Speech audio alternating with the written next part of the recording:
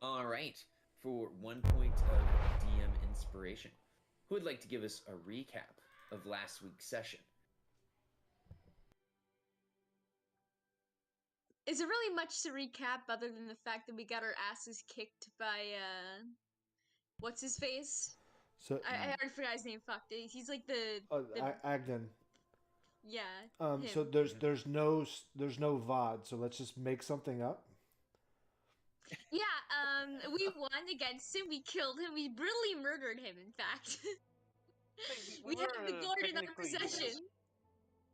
Both the parties lost a member and got, badly wounded. So we were, I guess we were slightly on the losing side, but you know, he was the one who fled. Yeah, that also that, yeah. Yes, he stole the gourd of memories back from Scrack after Scrack, like a villain, completely and totally reneged on their deal and had to take it back by any means necessary. After getting the gourd back, of course, he had to go return back to his boss, to Bavlorna, and head back to Downfall. Downfall. Exactly. God damn it. Downfall. Downfall? Downfall. Downfall. There you go. Downfall. My wife and I just started watching basically American Pickers in a different setting again, and now I'm just going to be thinking about Kentucky accents the whole time that we're playing. So if any of the characters that you guys encounter have a Kentucky accent, you know why. Let's see. So yes, we had the fight, and then we started licking the wounds. However, one thing should be pointed out. They were delicious. The wounds were delicious. Mm-hmm. Finger licking good. Luna did discover an inn at the end of the road, so that should be said. But before we move on to that, our Faxpiration. I'm trying to think. People did use their Faxpiration last time, at least a couple times. For Faxpiration tonight, I am going to start with Pally. What memory keeps you awake at night? Well, there's a new one where a friend of mine decided to throw me at a group of brigands. That one's going to keep me up for a while. Maintain that it was a good idea. It just wasn't well executed. That's all right. That's what Napoleon said, too. I mean, and he conquered Europe twice. Exactly. So I feel like I'm in good company. What about Russia? We don't talk about Russia. We don't talk about Russia. All right. So you've got a new memory of a time that you got beat up. You're like Captain America before you got the serum. I can do this all day. So please take your point of Faxpiration.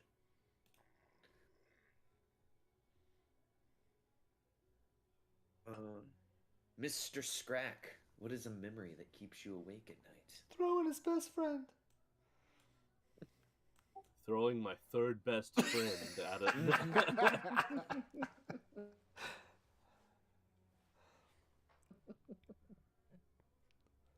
Oh my gosh, that's I mean, so good.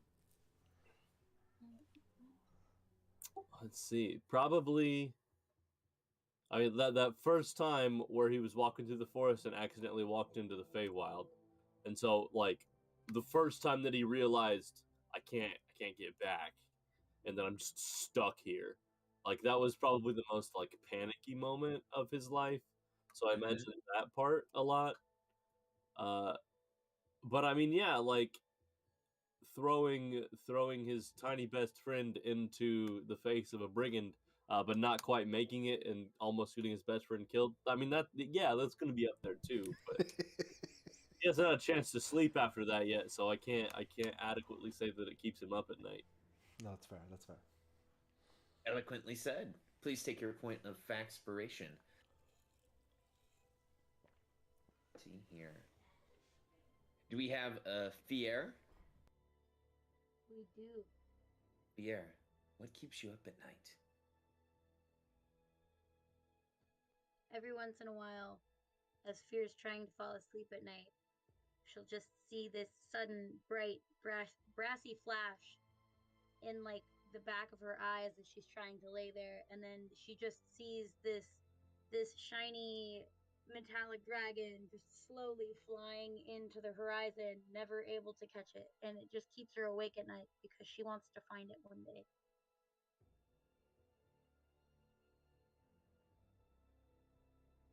Fier, that was inspiring, and also maybe you'll find that bronze dragon one of these days. That bronze flash.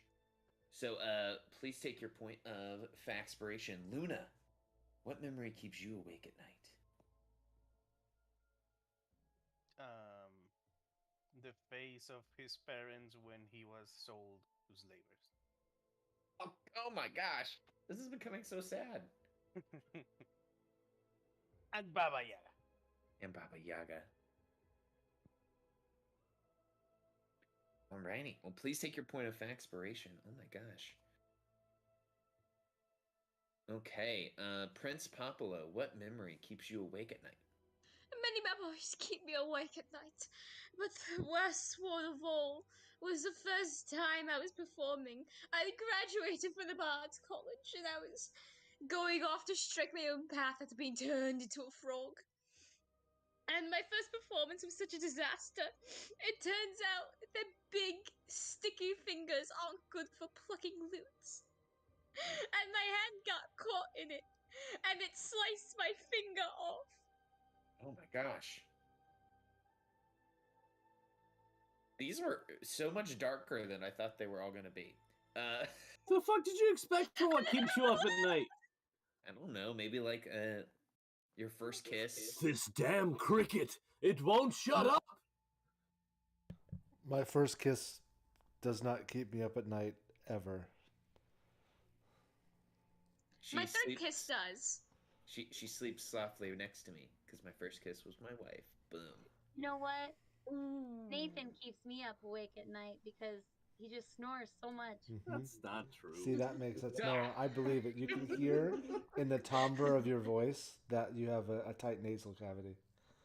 My dad snores like a motherfucker. Yep, though. well, genetics. He snores like a motherfucker because he broke his nose playing football when he was in high school. Oh. So. Oh, I thought you were going to say he snores like a motherfucker, because you know. Because, you know, mom. Also that. All right. So, everyone has been charged up with factspiration. So let me take you all back to the scene of the crime. I shouldn't say the crime, because you guys committed the crime. You stole a man's gourd. I mean, we were attacked with the gourd first, so I mean, I feel like, is it a crime to commit crime against someone committing crime? The answer is yes, but like ethically, it's more gray. Some might call it Earl Grey. All right. So you all are on this riverbed. There is a body of a herring gun that the brigands left. You all are in various states of disarray from being beaten.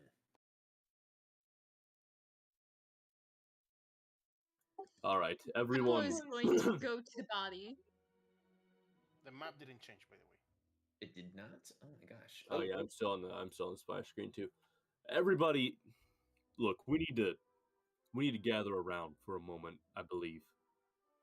Now, this didn't.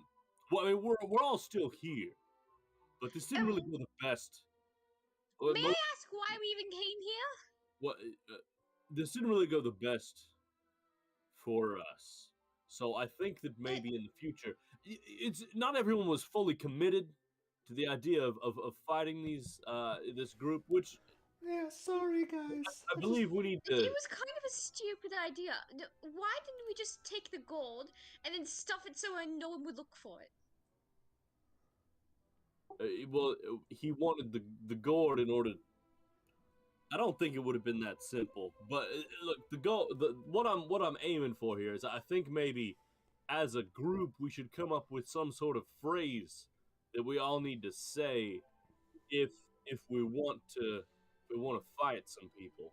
So it would have to be something that we can work into a conversation, but not something that we would accidentally work into a conversation. Light him if you got him. Something like, I want to fight these people. I mean, I was hoping maybe for something that wouldn't give away our intentions quite so clearly. Like maybe we say, I don't want to fight these people, but what My we legs mean. are sore. What about like how much for a blowjob? Oh my gosh. Okay, Do you have a okay. place we could sit down? Might be a good one. Meanwhile, Fear is cutting off the foot of the Harangon enemy that has fallen. She's doing this because in her burrow, in her Harangon burrow that she came from, it was tradition to cut off the foot of elders so that you could pass them on to younger generations for safekeeping and good luck. And just because that's how she grew up, she's cutting off this foot to preserve it, to give it to somebody else in need, like if they need it in the future. Excuse me, if yeah, some people were going to eat that. You can have the rest. I only need the foot. All right, thank you. You're such a dear. No problem. She's a herringon. She's not a deer at all. No, that's a fawn, dear. All right. I'm leaving towards that creepy hut with a million legs. Also, See you I there. vote for how much is a blowjob? Because that one sounds kind of fun. Oh my How much gosh. is a... No, that's something I probably actually ask, though. That's a problem. Okay, What how have you about done? I like to eat potatoes every Tuesday? I don't think I'd be able to remember that one. I would probably say that too often anyways. How about does anyone have a stick of gum? I like that one.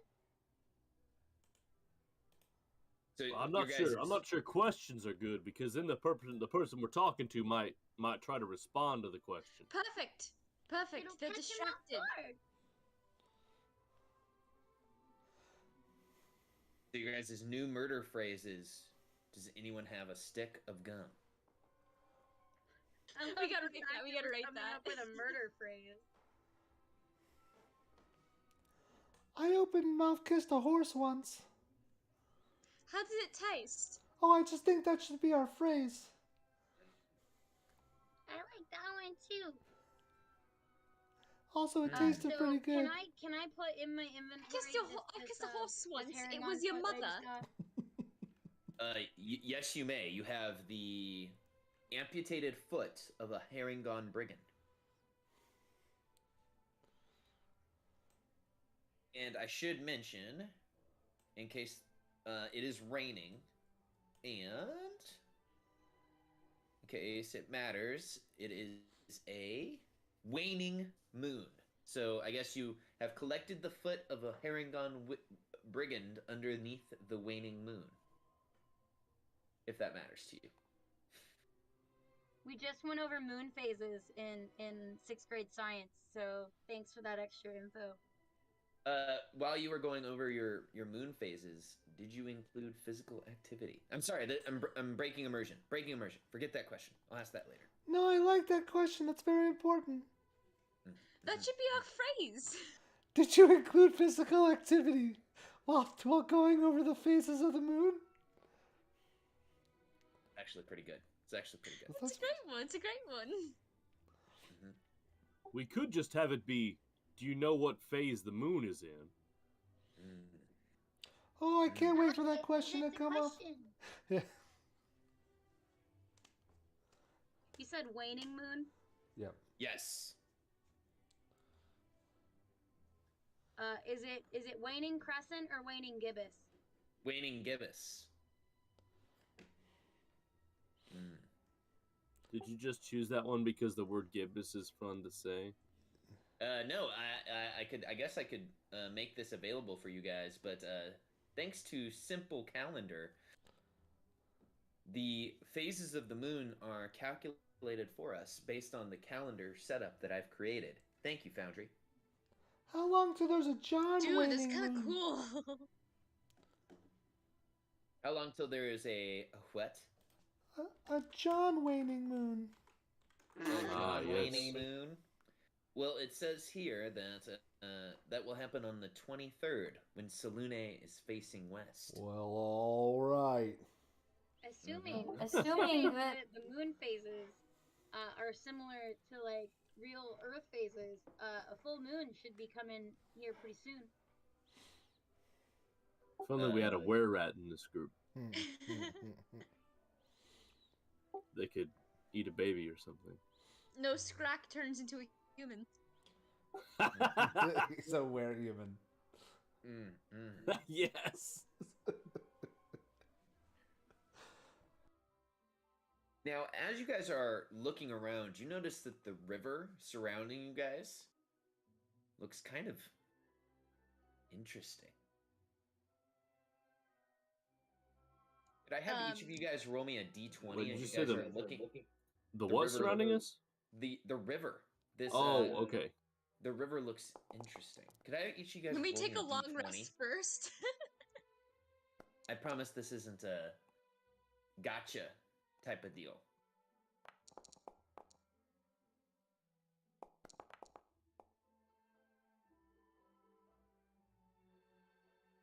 Alrighty. Okay.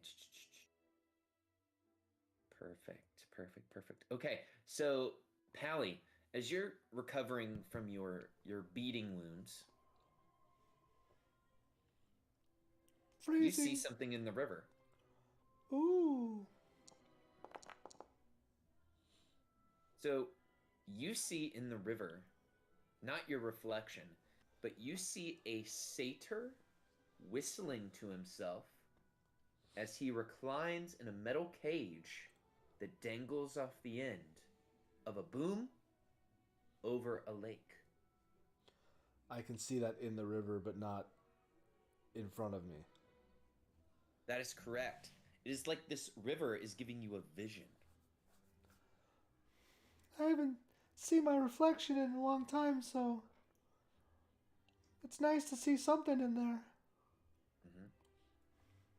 I just walk up and pat Pally on the shoulder. Say, "No, Pally, sometimes it's better not to see things." What?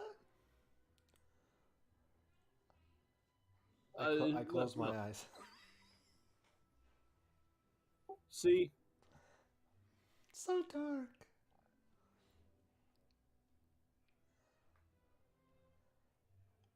What is the satyr whistling? He's whistling a song, a mystical tune.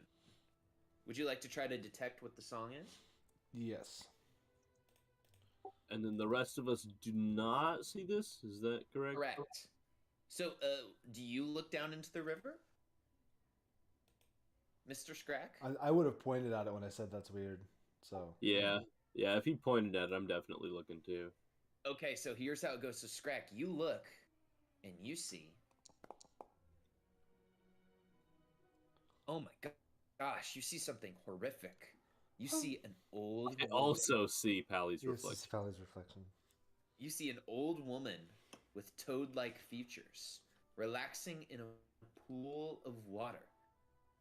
Well, miniature versions of her. So think miniature old woman with toad-like features are floating in the water, ladling water over her, and pouring the water over her head and shoulders while they sing a tune.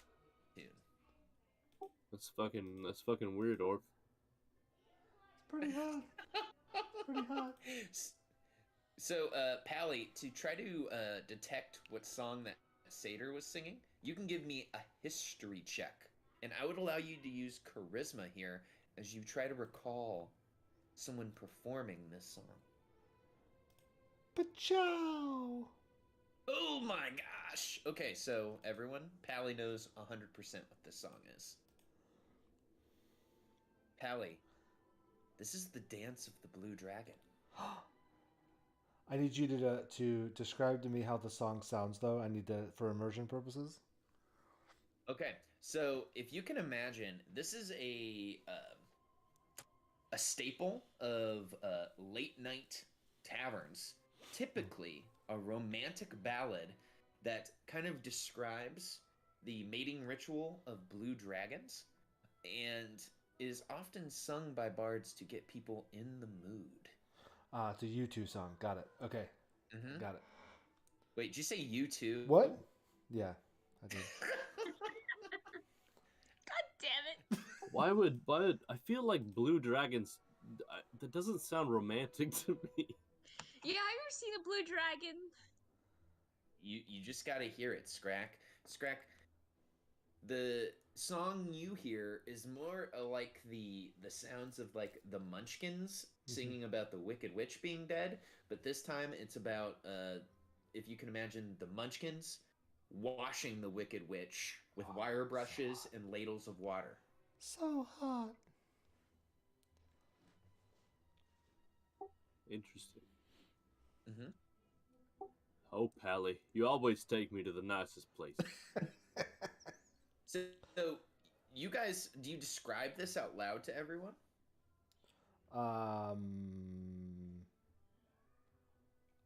If I think yeah. that Scrack would after seeing, but I think unless Pally says otherwise, I would assume that Pally saw the same thing as me. I would just assume that I misunderstood what I was seeing. Oh yeah, that's what I saw too. That's a really weird looking witch.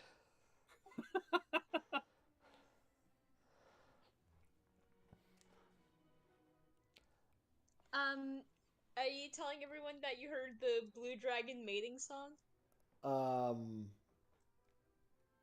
I mean, unless Scrack specifically sang the song or told me how it went, I would just assume that I misunderstood what I saw or heard.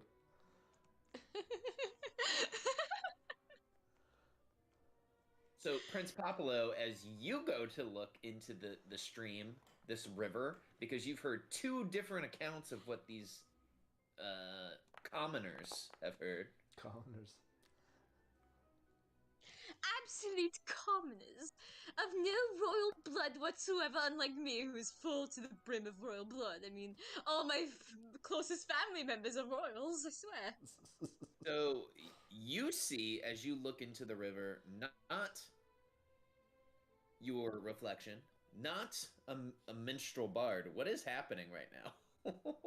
I have things stuck on my thing, and I was trying to figure out which things they were. Gross. So, as Scrack is cleaning himself fastidiously, that's your SAT word there for the day, fastidious. Prince Popolo, you see rows upon rows of severed bullywog heads, all impaled on spikes, and as they are sitting there impaled, they are speaking to one another. That's fairly normal, I think. What song are they singing? Yeah, I wonder what music they're singing. I'm a connoisseur of all forms of music. Little bit of chicken fried. Whole beer on a Friday night. Love that song. Anyways, they are more or less. Do you remember the shrunken head from the Harry Potter and the Prisoner of Azkaban in the night bus? The only shrunken head I am familiar with is from Beetlejuice.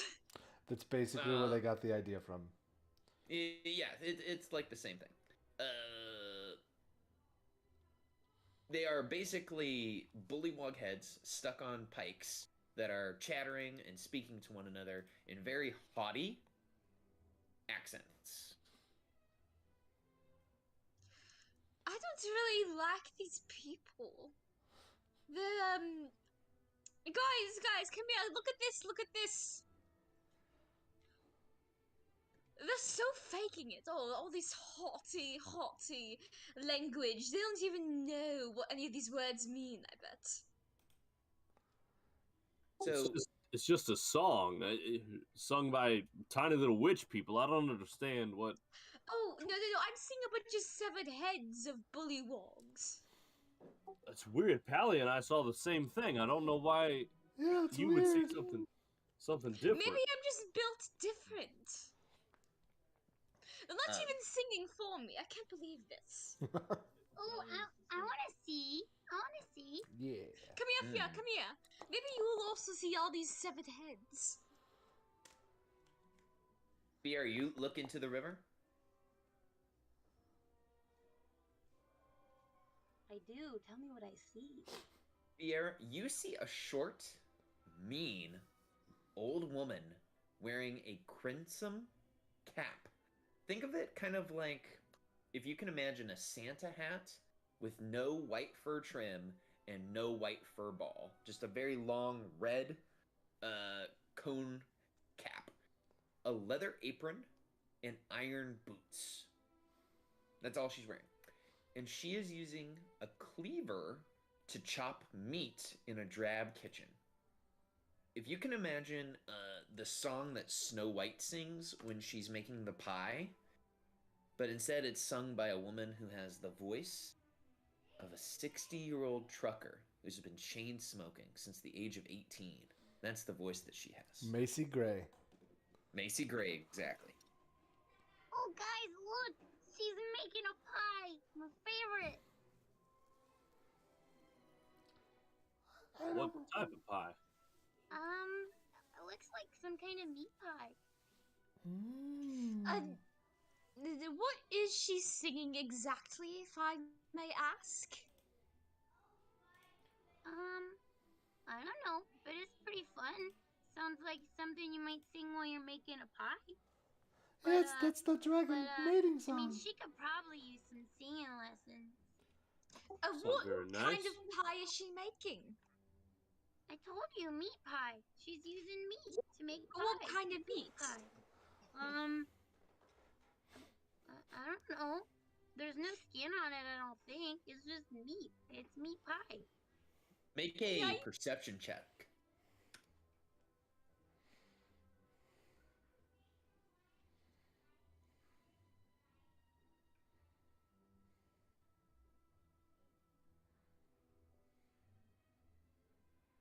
Okay, so I'm gonna take your first one here. Fier, Oh, as sorry. you're I didn't realize I clicked it twice. Yes, I will take your first one here. As you're looking around in the vision, you see that she keeps grabbing what appear to be different humanoids and chopping them up for this pie. Oh no. Oh, wait a second, you guys. You might not want to eat this pie. Well, Prince Popolo might want to eat the pie, but I don't know about anybody else. I only eat game. Well, It could be gamey. well, do you eat anything that stands on two legs? Chickens, I imagine. Very Ducks? few exceptions. No, typically not. I mean, I'll eat a chicken and sometimes a herringun if I haven't eaten in days. But, Should I be worried? listen, after I eat this, I should be fine. Don't worry. I just quite literally have not eaten in days. I feel like I should be worried. Do you have food on you then? I forgot to pack rations when I left with you people. Let me see.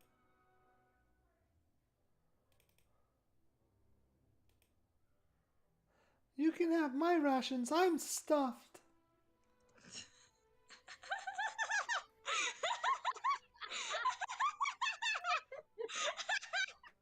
Allie, please take a point of DM inspiration. Scrack eyes, Pally. Glances down at his crossbow. Eyes, Pally again.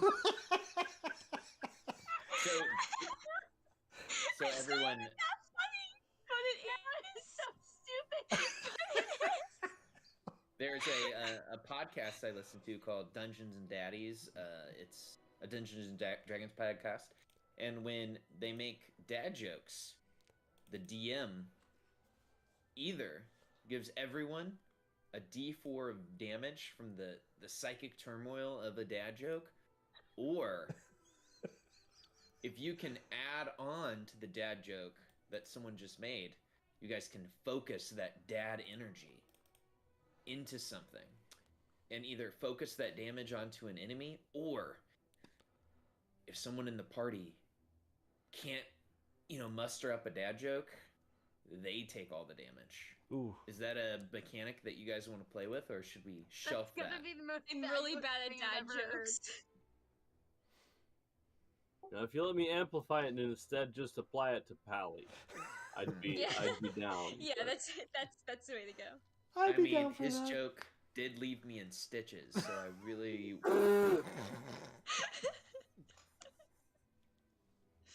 You see, the dads here have an unfair advantage. Why are we pushing their buttons? Ooh. So right now we're at 3d4. No, I'm just kidding. Right. So, Luna, you are sitting here watching these members of the party, these childhood friends of yours, looking into the river. Do you yourself go and look and see what they're after? No, Luna. Luna is resummoning Twinkie because Twinkie be dead. Okay. You guys all see in the river, regardless of what your initial vision was, the visions kind of slowly but surely kind of swirl away. Aww. And you see something perhaps unsettling. The river kind of has a bump underneath the surface. Oh, it's kind of zit. A bump, as in, like, is it like a kind of like a dark shape, or is it like, a bump as in like an animal in there? It is like a dark shape under the water, and it looks like the water is kind of getting pressed towards the top, like something is about to press Break through. the surface tension? Mm-hmm. Marine biology. Like when a swimmer is about to break through the water.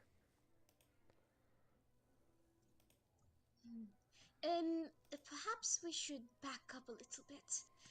This looks, well, we're all bloody, aren't we? And that thing is a little bit unsettling, so, let's get a head start. Pablo is going to back up slightly, just so he feels like he's a safe distance away from the bank. Where do we see this coming from? Yeah, is it on this side or this side? So, this image is coming from the side you guys are kind of staring at, and I would say anyone who is trained in either insight or perception, you know that what is swimming underneath the surface, very much like the things you just saw in the river, is an illusion. Oh. Oh, never mind, that's not real. It's not real, it's not real, it's okay, it's okay. Now, wait a Everything's minute. fine. Should we be nervous about it, or is it not real? Which one? Well, listen, I'm a little bit nervous about most things. This is nothing to worry about. It is fake. It is an illusion. Sorry, I've got a bit of a frog in my throat. Oh.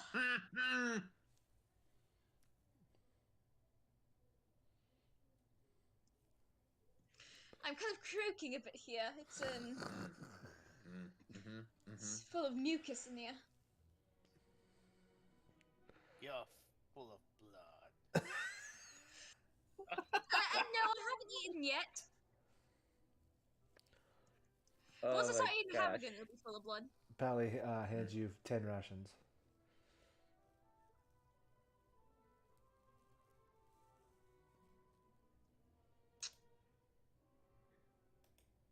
know what? Maybe I should actually hunt for once. Are there any bugs flying around here? Make a survival check to see if you can try to catch any bugs. Awesome. Let's see how badly he does. You catch Pablo, or Popolo, I should say, not Pablo. Pablo, you rolled a 21 on your survival check. You did very well. Almost supernaturally well. Would you please describe to us the scene that we see of Pablo catching bugs? Pablo is actually kind of terrible at catching bugs. He is, weighing himself down with his like fancy regal outfit. But he still manages to stick his feet onto a nearby tree and climb up it until he finds a nest of beetles that have dug into the dying tree. He sticks his fingers in it, and the sticky pads at the end manage to collect tons of little tiny beetles, and he sticks that in his mouth. And he even finds a bee's nest and happily sticks his finger in it to get a bit of honey. Everyone, you see Pablo do an amazing showing of acrobatics and stuff all sorts of goodies, insect-wise, into their mouth. I will say after about this time, an hour has passed, and this would count as a short rest for everyone. Very nice.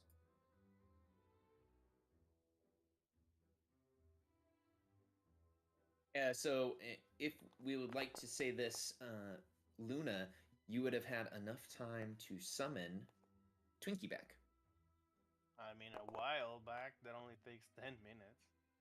Oh, for some reason, maybe this is just because I'm a silly goose. I always thought that Find Familiar, excuse me, took an hour, and I know that it only takes 10 minutes, and like every time I learn that, I'm like, okay, it only takes 10 minutes, and then my brain resets to it takes an hour. No, it takes an hour Don't as ask. a ritual. Okay, that would be one. I think. But I'm a witch. So everyone, you have the chance to take a short rest, getting hit dice back, getting any short rest abilities back.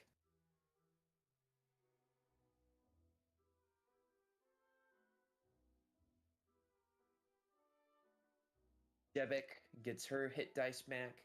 This whole time, she's been like rubbing your back fear. Gotta take care of my girl. And while you guys have the time, she was said, guys, I really thought that we could have took him. You know, we just got a really bad streak of luck there. Yeah, I think it was just a little snafu in the teamwork department, as well as we were just really unlucky. Sometimes that's just the way the cookie crumbles, you know? Well, no, not to brag, but I just haven't really practiced lately. I haven't fought since I was a wee tadpole. You know, it's alright. Sometimes Wait, I thought- it's about as easy, you know, as a roll of the dice. I thought you got changed into a frog. When were you a tadpole? I never was a tadpole. It's just that, you know. Oh, is that the point? The point is has you never. really- Okay, I get it. The transformation has kind of messed me up a little bit. Sometimes I forget what I was. Do you think there'll come a day where you just think you were always a frog? Probably. I mean, like, over time, you know, Well- I kind of got used to just being a frog and eating What were bugs. you before you were a frog? I was Prince of here. Prince Well, of right, here. but what? A beautiful were you? Eladrin prince. Oh, one of them wild elves. Of course, yes. I was the most handsome in all the land, I promise you that. Oh, my hair was so long and flowy and bright red. with golden little tips too, and it flaked off like a dead leaf. It was gorgeous. Ah, you were one of those autumn Eladrin then. A what? Yes, of course I was. I wore gold, lots of gold, in fact. I had a dress made out of leaves, and I didn't eat bugs. I ate plants. Hey now, there's nothing wrong with eating bugs. Well, it's not to my palate. I prefer salad, garnished with roses and petunias. Oh man, that's a lot of flowers.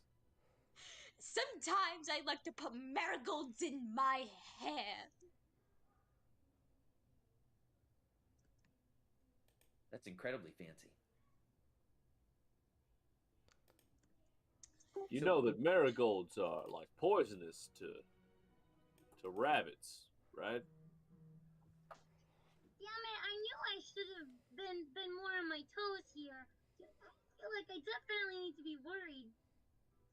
Well, I don't have any marigolds on me now. Merely that I used to wear them as adornment in my previous form. I was also much taller, have you know? I was actually 6'2". Pablo is going to raise his 6 foot eyebrows as up and well. down. Mm.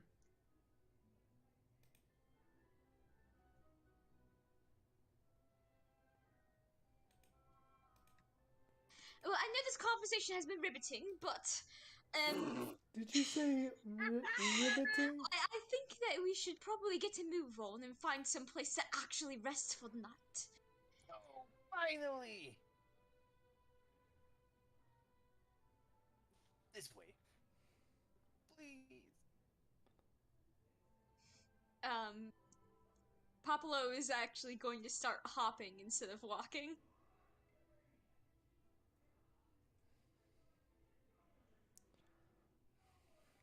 Are you sure it wasn't a This spring isn't gonna be lantern? like from that story I heard one time about this dark elven ranger. He had a friend that got changed into some sort of crazy hook horror monster, and before too long he forgot that he used to be not a hook horror. Are we gonna have to kill you because you just become a frog, or? And didn't that guy marry a woman that he met when she was 10? Yeah, that's much later in the story, but yeah. It was only slightly problematic. Well, I've read that story before, but I assure you, the worst thing I could do if I turned into a frog is turn into a froghemoth and eat all of you. I don't want to do that, so it probably won't happen. We're just gonna keep a close eye on you. What sort of things could we do for you to remind you of your Eladrin nature, so you don't lose yourself in the frog, you know? Get me a pretty dress. Listen to my music and tell me it sounds good. Get me a bunch of leaves and then stitch them together into a pretty little garment. Olive branch for my head. A wig would be lovely. Oh my, I would love a wig. Gold jewels. Someone could act as like a footstool for me on occasion. Yeah, I think Pally could do that. Yeah, I'd love to do that. Pally, this is why you're the greatest asset to our team. He's very comfortable.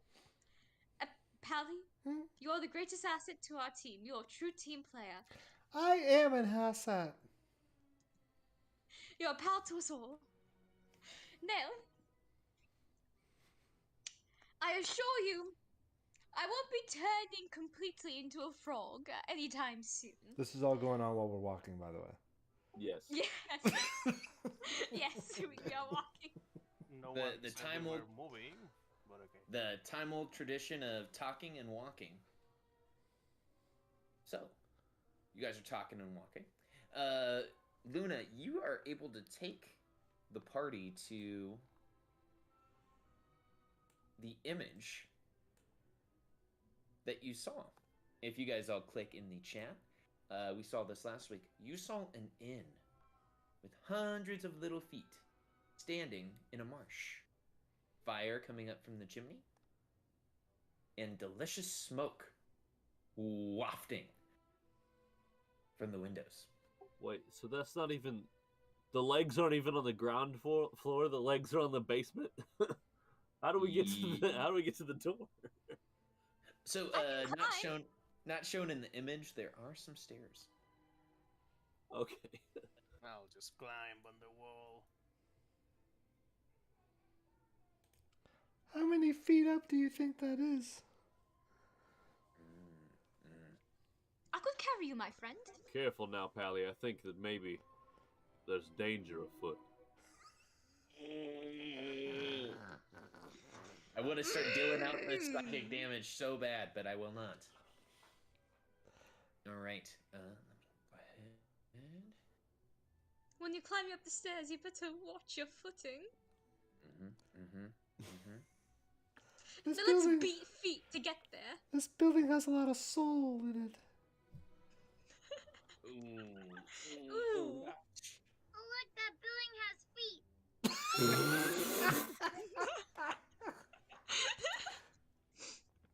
Oh gosh, it's so wholesome. So Oh, Are we wholesome. sure the inhabitants is friendly? I don't think we're in the condition to go toe to toe with anyone. No, maybe if we put our best foot forward. How high do you think the arches are? This is going to devolve into like 4-hour dad joke sessions. Like it Just wasn't so you there know, already. it's been 40 minutes of that jokes. Well, I guess we I better. do this every week. Guess we better turn on our heel and get to going here. So, does the group approach the stairway to enter the inn at the end of the road? Unless somebody We're tells gonna Pally try to not get to. our foot in the door. That was a lot at all at once. I'm gonna assume you guys said yes. Yes, we're getting our foot in the door. Alrighty. So, give me one moment here to load the map and to bring you guys onto the scene.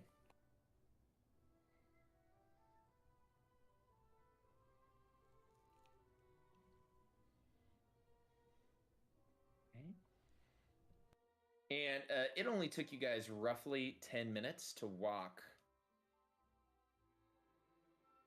from where you were at on the river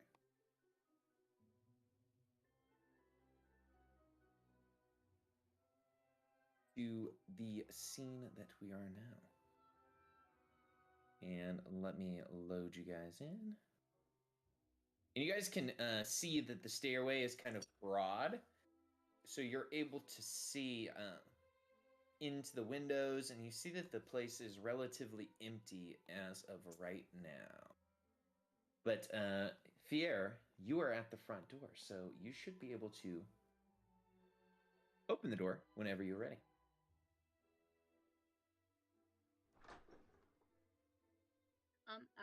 I guess I opened the door. I was about to go, how do I do this? And I clicked on it, and it worked. So you can see a woman sitting behind what appears to be the front desk, scribbling into a book. I walk tentatively inside and then turn behind me and go, hey, everybody, come on, it looks safe.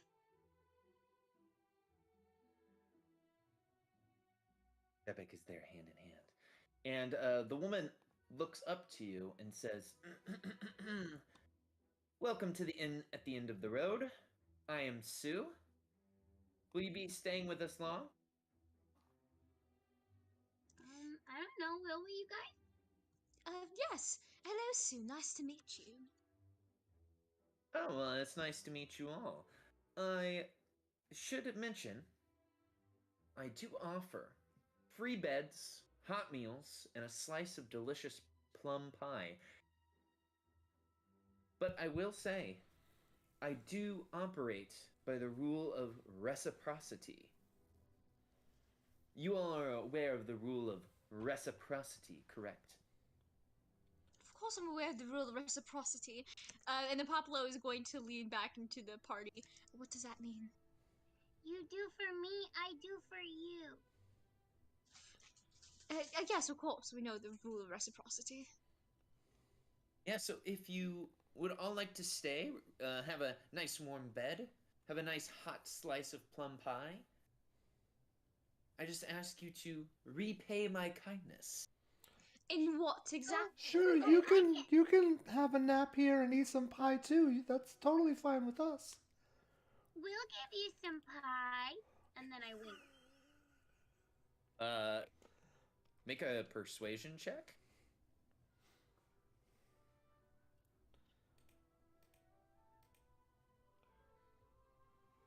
She looks at you. She does one of those, looks you up, looks you down, wolf whistles, and she says, well, this one has her room paid for.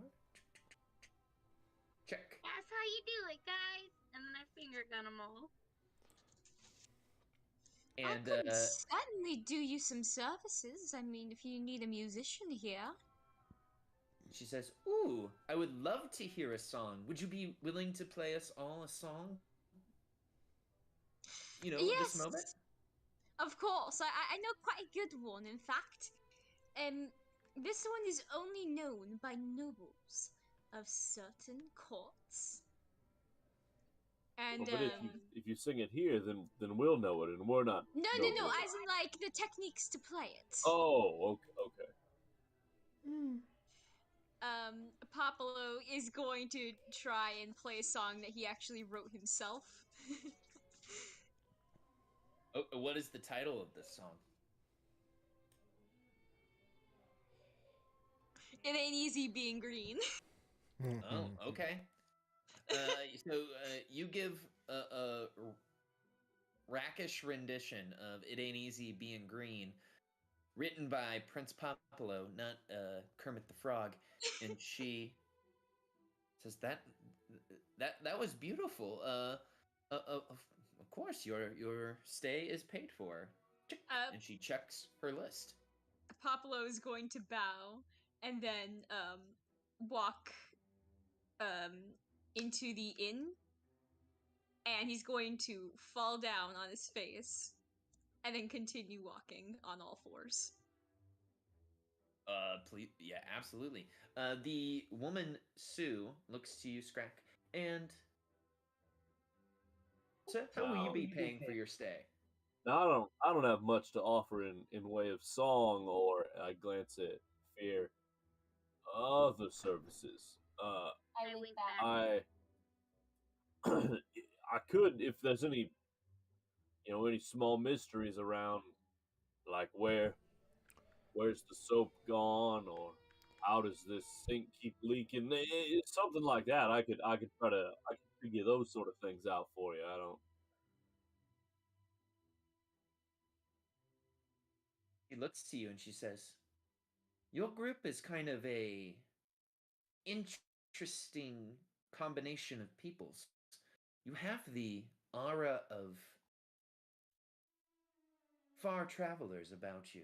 Are you all from Prismeer?" Oh my, no, we're at least most of us, other than our frog prince there, we're from the prime material, actually. Says, "Are you, and forgive me if this is a swear, are you all adventurous?" We've been we've been hired or undertaking certain tasks. I don't know if we consider ourselves fully advanced. Yes, we are. Says, "Well, I should tell you, I'm in need of an adventurer. I've been holding out for a hero, which seems like for a long time." Till the end of the night? Oh, can you hold till the end of the night? Yeah. She says, "You see, my inn used to traverse far and wide across Prismeer, but I have been locked into hither. when the realm was splintered into 3. Now I stay in these dirty swamps, not able to travel to all the places I used to. Would you all like to take a gander as to why?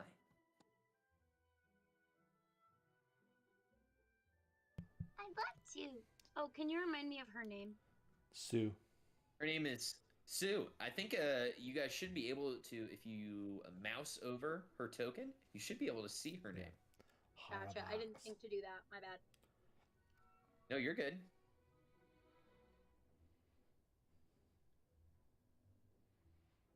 Well, if you're adventurers, you probably know of the woman who runs hither, a Miss Bavlorna.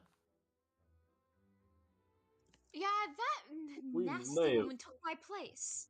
We may have I heard ruled of hither, such a you woman. know. She looks at both of you with wide eyes. She says, well, that's very interesting. Well, since Bavlorna and her sisters took control of Prismeer, the only people that can travel through the mists that separate the lands are them and their chosen lieutenants. Now, of course, there are a few people out there with, I like to call them capital G guides, who a little mist won't stop.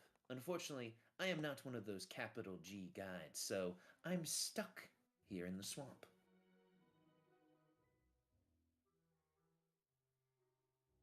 But it's a beautiful swamp. What's so bad with it? Well, I can no longer see the grand mountains, or the deep whispering forests, or the palace of heart's desire. Why would you care? I mean, this is so much better. Your skin's always moist, there's mosquitoes everywhere. Whenever you step any place, it squelches, you're always wet. Oh, it's paradise. She looks to the party after your response, and she says, see what I mean? It's all of those things. I hate all of those things. Well, there's no accounting for taste, but if you're so desperate to leave, I'm sure we'll be glad to help. Well, adventurers, I believe there is only one way for me to be rid of hither and to continue to adventure around Prismeer with my wonderful inn. Do you heroes know of the previous queen of Prismeer? You mean to say it's not Prince Popolo? No, it was me. She just must be confused. I must be confused.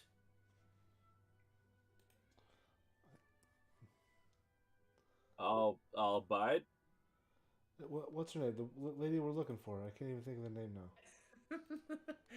She says, oh, do you know of Queen Zybilna? Yes. Yeah. Well, this is only rumor and happenstance, but Zybilna, I believe, is trapped in the Palace of Heart's Desire, and I believe it was those damned hags of the Hourglass Coven who did so.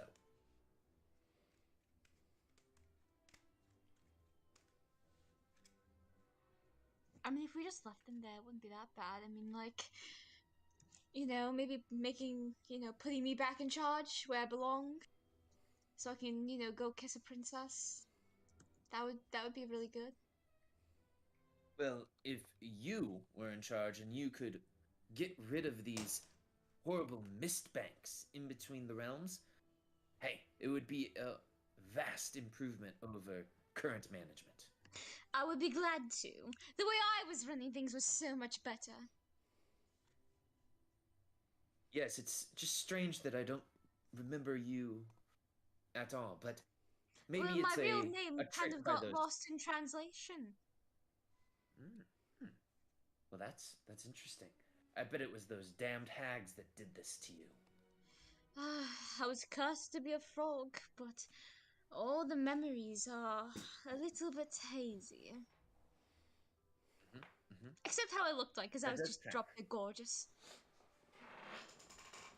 That tracks with hag behavior. Now, I would be willing to comp your stays here at the inn at the end of the road if you were all to promise me that it is your goal and your mission that you will free Prismeer from their control, and you will free Queen Zybilna from whatever evil fate that they have put her to. Now, I can promise the first part, but I can't promise the latter. Are we talking? Is this promise with a capital P? She looks at you and she says, I understand that you now can detect when words and sentences have capital letters. That is an important thing here in the Feywild. I suppose that already aligns with our goals here, so we're not really losing anything if we do. But what happens if? Game. What happens if, for some reason, we were unable to honor our end of the bargain? Says, Be it whether it well, was in or beyond our control. she looks at you and narrows her eyes and she says, well, it seems that you have never broken a Fey promise before. Is that true? Not to my knowledge.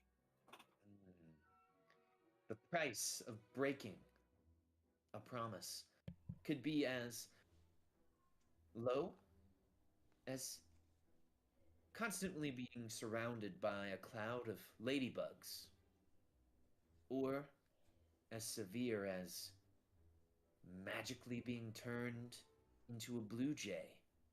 Wait.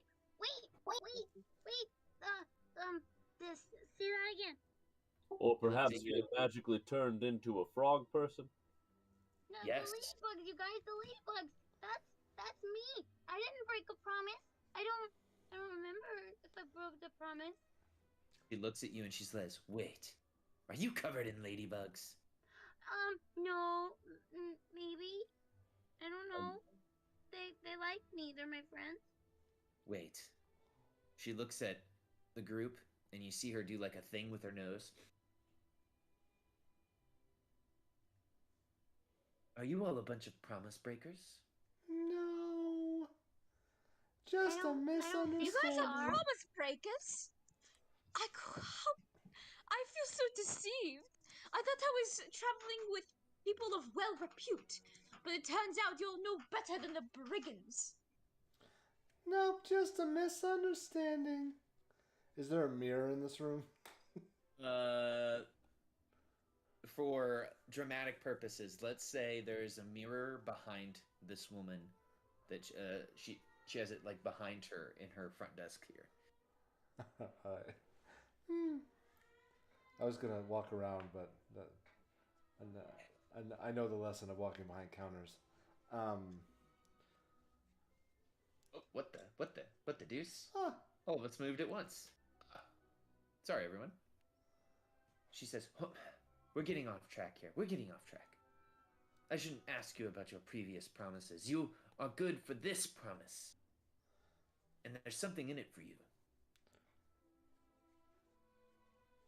There is a lot of magic in my plum pie. Go fear.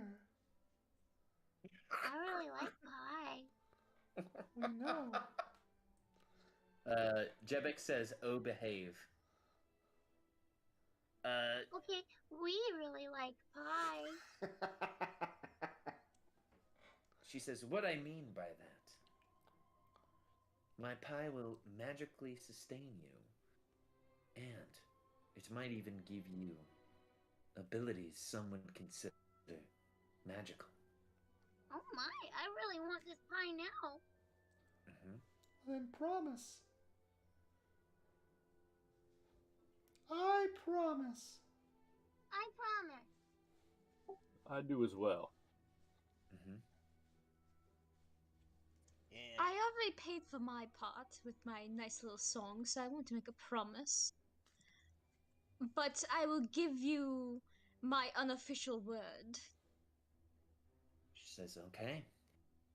Well, your pie will sustain you, but it won't be a magical sustainment.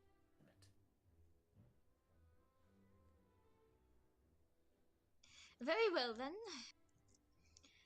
I know well enough now not to make any pacts with anyone.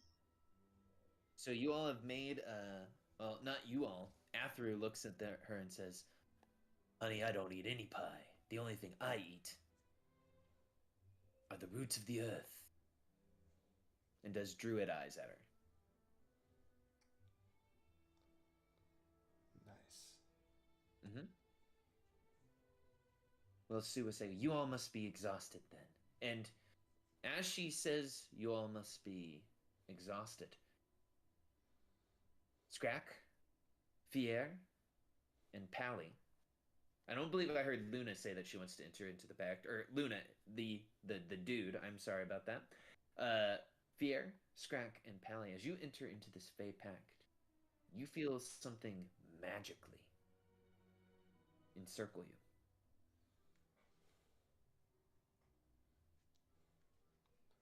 I think I have to use the bathroom again. I think I ate too much pie. It hasn't even served you the pie yet, but you do feel like you have made a magical oath. Oh, okay. Whew. Mm-hmm. I knew I didn't eat the pie. I was just saying it because I thought it would be funny because she just didn't feel good for a second. I love it. Excellent. Well, she says, "Well, I can lead you up to all your rooms, and I will be up with hot meals and a slice of plum pie for everyone. And hopefully you can get some good rest. And in the morning, I imagine you will be venturing out to Downfall." Downfall. Downfall. Mm-hmm. Downfall. And she will lead you guys up. I did not set up teleporters, so if you guys would like to treat this main room as the room, or I can take you up to the actual rooms themselves. I'm okay with either. Oh, I hear a little guy. Well, I will take you up to the rooms. There's Prince Pablo. There's Athru. There's Skarek. There's Fier. There's Luna. I've been sequestered. You've been sequestered up to the room. Okay, so you guys see that there's a bunch of rooms that you can choose and stay in. And Sue comes up with hot bowls of stew for you all, a glass of lemonade, and a slice of pie. Scrack, Pally, and Fier, your pie has a dollop of whipped cream on top Of Daisy. Mm. Oh, yeah, she put sour cream on top of your sweet plum pie. Oh, gosh. Excuse me, ma'am. There's only one fly in my soup. Says, "Oh, that's a mistake. There should be no flies in your soup." Oh, I thought you'd mean more. Mm-hmm. You could just like take like a bunch of mosquitoes from outside and just put it in there. It's perfect. Oh, okay. And she goes off to fetch you flies for your soup. Thank you, ma'am. Thank you.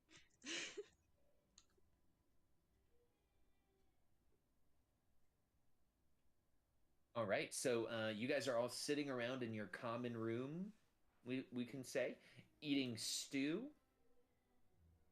You have your pie, and I believe I said you guys each have a nice bowl of lemonade. A cup of lemonade. They get a bowl of lemonade and someone has to chug it. It's like one of those fish bowls you can get full of booze in Las Vegas. A das boot, but it's a das ball. Mhm.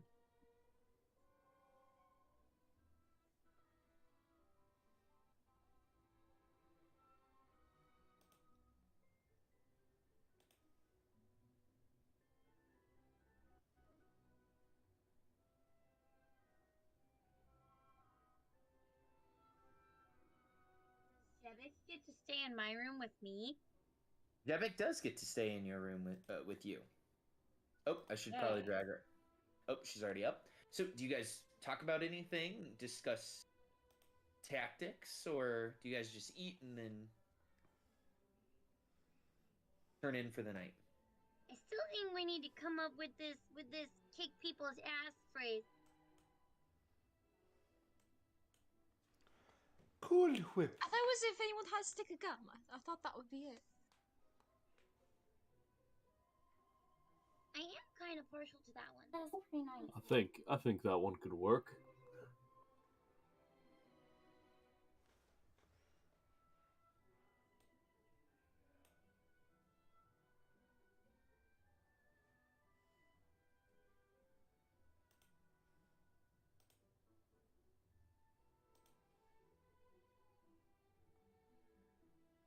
So the final one is the have a thing of gum. Do you Yeah, have I a think stick we're of going gum? Do you have a stick of gum? Okay. Do you want some gum on my stick? Wouldn't count. Perfect. And then I just hit him with the stick, right?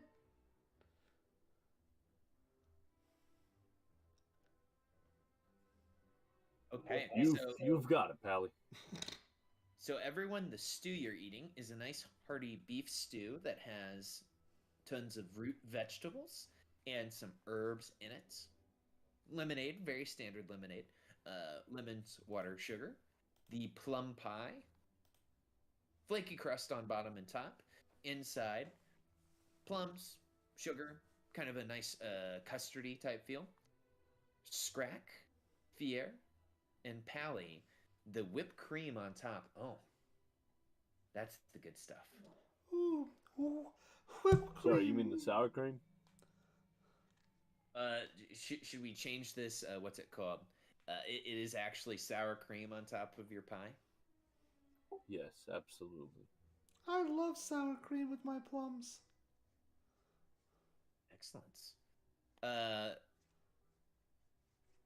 Pally, as you're eating the pie and you finish your last piece of the pie with the last dollop of sour cream,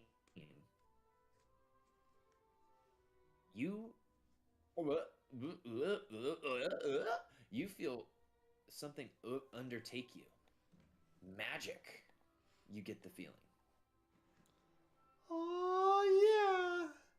Pally, you receive a boon. Hmm. Pally, you receive the boon of spell mastery. Yes, I knew it. With this boon, you can choose one first level sorcerer, warlock, or wizard spell that you can now cast. Oh, nice. Okay. You can now cast that spell at its lowest level without expending a spell slot. Once per long rest, I assume. Yes. Okay.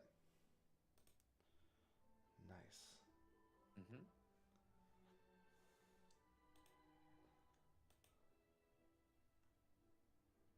Pierre, as you are eating the pie and finishing it, you receive a boon.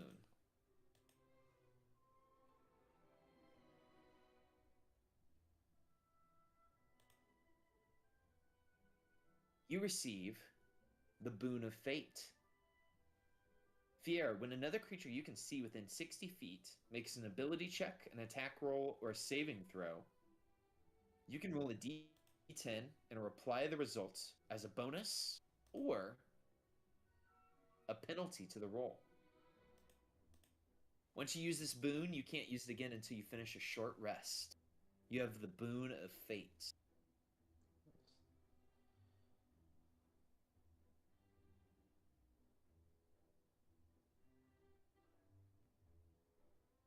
Mr. Scrack, as you finish eating your pie, you have received the boon of undetectability. You gain a +10 bonus to dexterity stealth checks, and you can't be targeted by divination magic, including scrying sensors. Nice. So you all have received your magical boons, but you are now know that you are indeed indebted to this Fey contract, and breaking it will probably result in you being cursed. Challenge accepted. Mm-hmm.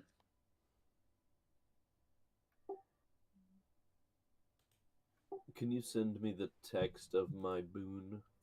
I can. Does anyone else need a boon text?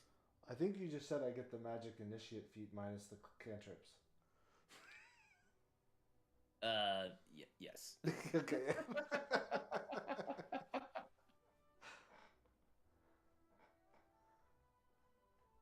So I'm sending over your boon, Goosey. You also receive another boon, Goosey, that will happen later.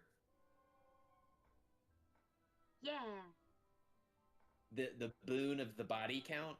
There's always one player who tries to have the highest body count in the campaign, and this time it's you.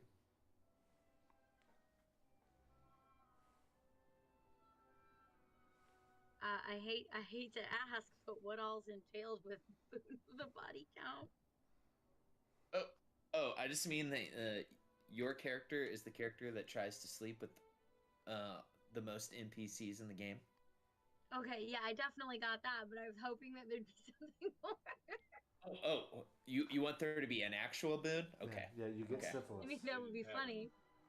Okay, I understand, and I will workshop that for you. And let's I mean, Wait, why the hell am I playing a bard if I'm not going to get this? If you don't mind, that would be fun. All right, everyone should have their boons sent to them via Discord. All right, after you guys finish your pie, do you guys all turn in for the evening?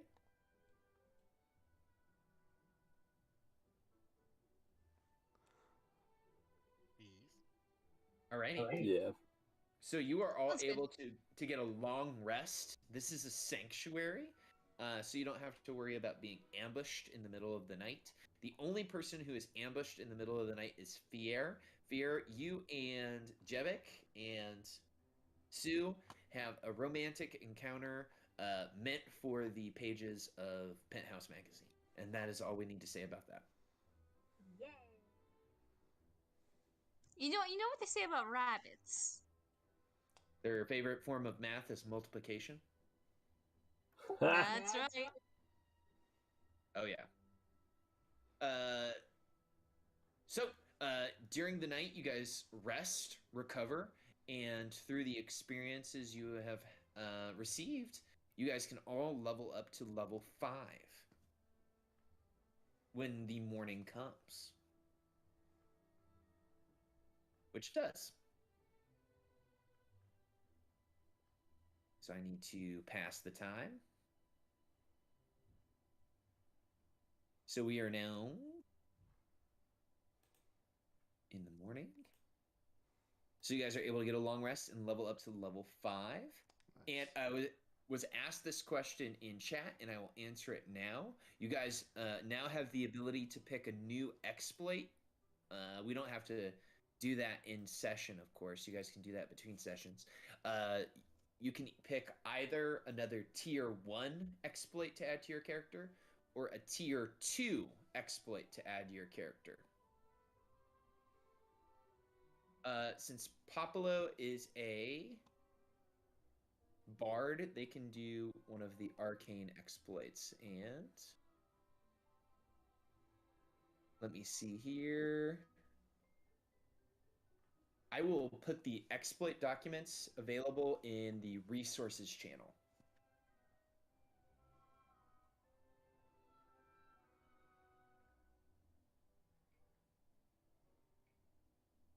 Pally, what do you get at level 5? I get an extra attack. Hell yeah. And level 2 paladin spells. Noise. I think I think I'm gonna get Find Familiar for my wizard spell. Yes. So do we have 3 familiars now? Yeah, I think so. Are you guys trying to do a Pokemon episode? Is that what you're telling me? Look, you've seen me play Odyssey. You know Pokemon is the way I go. Yeah. Mm-hmm. And you guys have seen all of my posts about the Pokemons, so of course. All right, let me post up those exploit documents here. 100% going I Yarn got Golem. expels. Yes.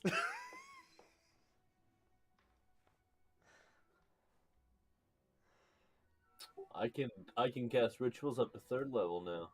Nice.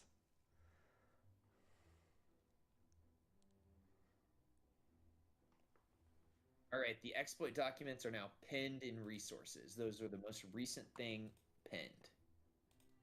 So you get an extra attack pally. You get 2nd level spells. Scrack now can ritual cast up to 3rd level. I also get exploit weakness. Oh my gosh. Starting at 5th level, once on each of my turns when I hit a creature with an attack, the target is treated as if it has vulnerability to the weapon's damage. Oh my gosh. Additionally, it counts as magical for overcoming resistance and immunity to non-magical attacks and damage. Well, that's amazing. That's amazing. I love it. Okay, perfect. Fear, what do you get at level 5? I have no idea. It takes me a million years to level up, so come to me last. Fireball. You do get 3rd level spells. See, you already know what I get, so you should tell me what I got. Well, you're a full caster. You get some good stuff now. That would mean more if I completely understood what that meant. Well, go ahead. I'm sorry. How does summon face spirit work when you're in the Feywild? Someone just You jumps just out of flag a down tree. somebody walking by. You, come here. I gotta get that. And they're like, fuck it, I'm in. Nah, you obviously summon someone from the prime material. Mm-hmm. So instead of summon face spirit, you have summon NASCAR driver. Oh. Whoa. And you get magical guidance at 5th level there, Fier. You tap into your inner wellspring of magic to try to conjure success from a failure. When you make an ability check that fails, you can spend 1 sorcery point to re-roll the d20. That's so cheap.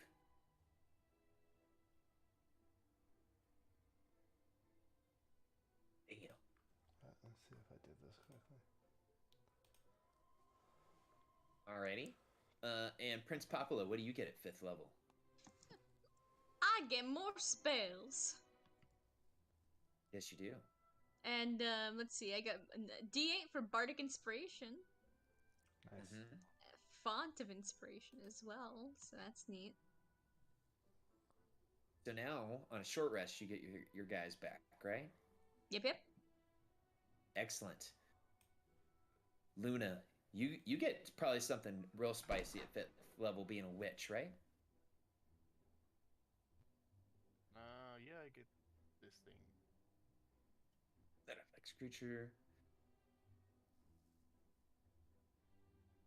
Oh my gosh. You guys are in a training montage in your sleep where we saw those Haringan boyos beating you up the first time you fought. And now the next time you guys see them, you're going to be like, mm-mm. We got you now.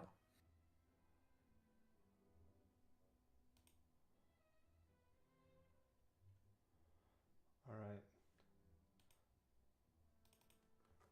When you have time, I need a yarn golem.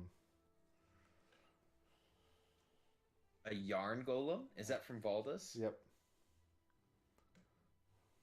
Alrighty, I will construct that. I've made a sticky note to make you a yarn golem because you took Find Familiar.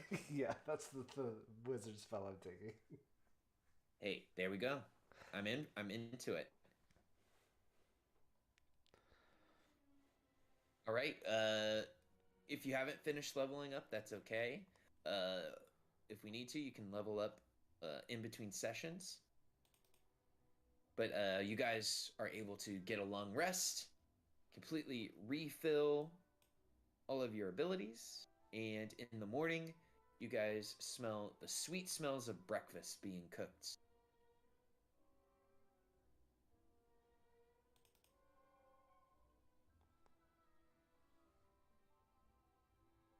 Is it waffles? It's even better than waffles. It's lasagna. Yes, the classic Feywild breakfast lasagna. I hate Mondays. That's exactly what I was thinking. Guys, I love lasagna for breakfast. I don't know what you guys are talking about. Fresh made or reheated? Well, I like reheated because the flavors have taken time to basically get to know each other. So your mouth hates you. Right, that makes sense. Go ahead. I love my wife's lasagna. Anyways, you guys find Sue in the kitchen making lasagna, and there's like a really cute table in kitchen. So I'm gonna move you guys all to the table in the kitchen.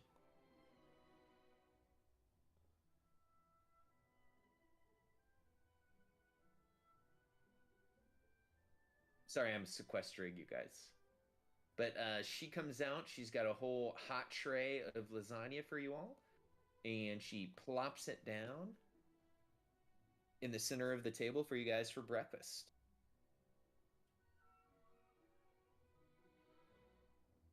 Nice.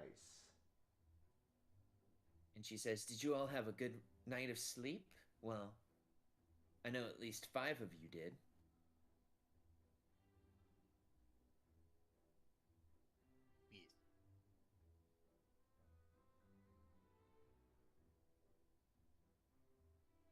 Well, you guys eat up, and then I assume you'll be on your way.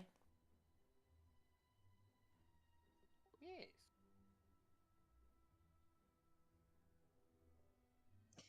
Well, I suppose so. Do we know which direction we're going in, by the way?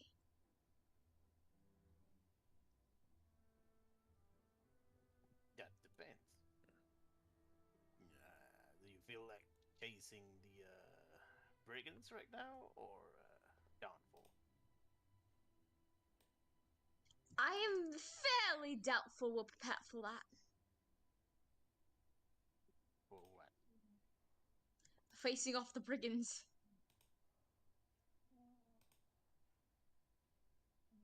Well, maybe if you guys had some help, you would be able to take them on. What sort of help do you propose then? Well, I knew of a noble knight in Downfall Downfall. who would help in situations like this. Perfect, I've been needing a knight for so long. Aww. I used to have so many of them. Yes, her name is Morgort, the Knight of the Warts. Of the warts? Is she hunky? I would say she's rather powerful. She's a knight. Do I have to climb her to meet her in the eye? No, I would say she's only about 4 feet tall. Damn it. Well, she'll do then. Yeah, maybe you can meet her in Downfall and you can recruit her for your cause. Yes, recruiter, of course.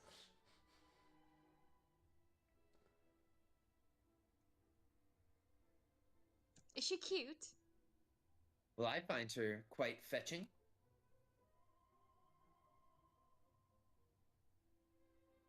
We have to get this girl.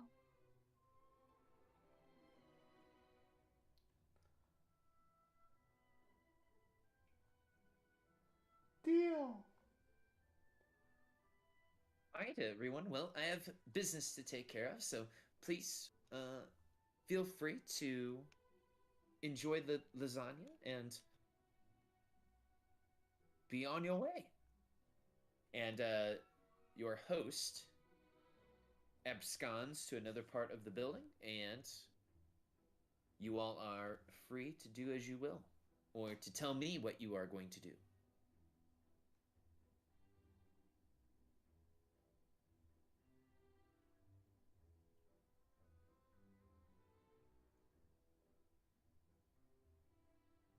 Find downfall. I guess so, yeah. I think the only thing we have to do is find a downfall. Maybe have some cheeky banter on the way there.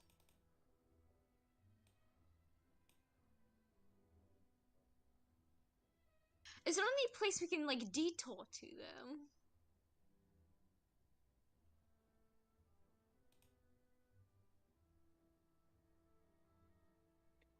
If that was a DM question, the answer is please no. Can you throw us on the Feywild map? On the map of Hither, Yeah.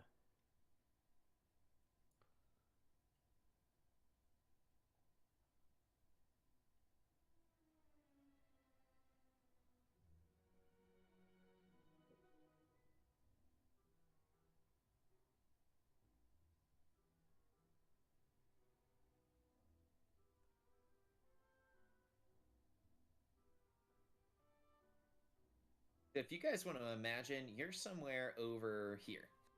I'm still on the inn. Oh. Sorry about that, guys. I thought I hit the activate button. Alright, so we're somewhere around where? If you can see my ping.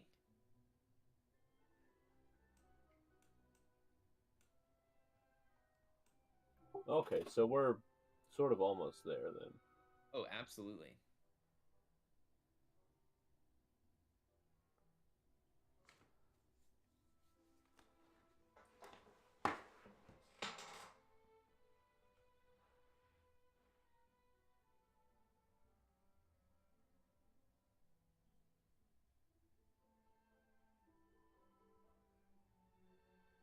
Yeah, it won't take you guys long to get to downfall from your current position.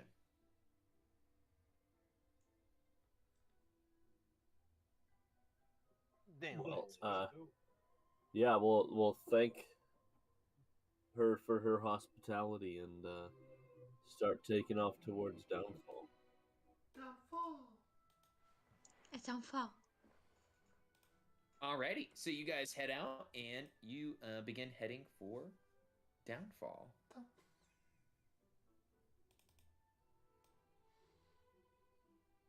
The trip will take you guys just the better part of an hour, so no need to pull out the old travel rules here. Aww. But I will load up a new map. So you guys are walking for roughly about an hour.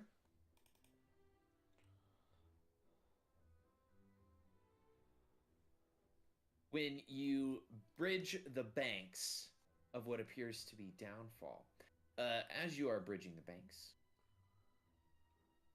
you see, kind of coming through the fog, what appears to be a boat. Thick fog hangs in the air, obscuring the area around you, so the world seems to have shrunk into only 20 feet in each direction. You guys probably noticed that on your tokens, that you can only see in a very limited area around you. Before you, the waterways widen and the current slows, giving the impression that you have entered into a lake. Croaking voices penetrate the fog, through which dark shapes appear, resolving into a rowboat. Manning the oars of the rowboat are a group of bullywugs. The bullywug, adorned with many feathers on his head, croakingly says, "Welcome to Downfall, travelers." Look, Popolo, it's your family. I'm not a bullywug. Biology. They sound like you. They do not sound like me. I only croak when I have a frog in my throat. I don't have a frog in my throat right now. Oh, you got a frog in your throat? Here. I got a pole for that. And you see him pull out a small grabber pole. Come here, open your mouth. I'll get it out for you. Papalo is going to shut his mouth and cast invisibility on himself. Oh, where'd he go? Oh, anyways. What y'all doing here at Downfall? Did you come for the fishing? Why are we here?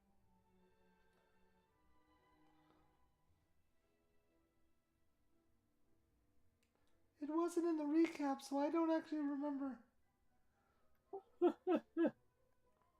Well, do you guys need some help? Do you need some guidance? Oh, are you a cleric? I'll Oh, take no. that sweet 1d4. I'm no holy man. I'm just a simple fisherman. Me and my friends here. But if you're needing help of some kind and guidance, maybe you could speak to the king, King Gullup the 14th. Yep, that sounds like what 14? we want to do. How Are can you there sure be they're not your 14 men named family? Gullup? Yes, King Gullup the 14th.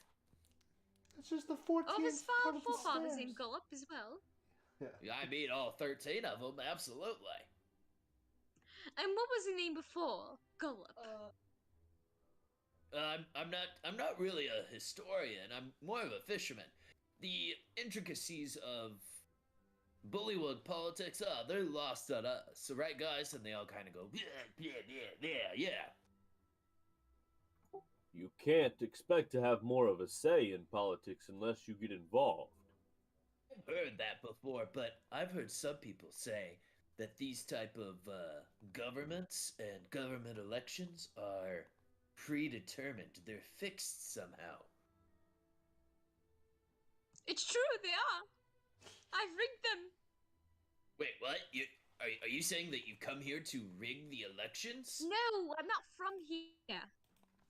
Oh, you've rigged your own country's elections. Wait a minute, I thought you used to be the mayor or something. I know, I'm joking around. There's no election when you're prince. Okay, I think that you need to say, I'm being sarcastic before you say something sarcastic, because we're just not picking up on it.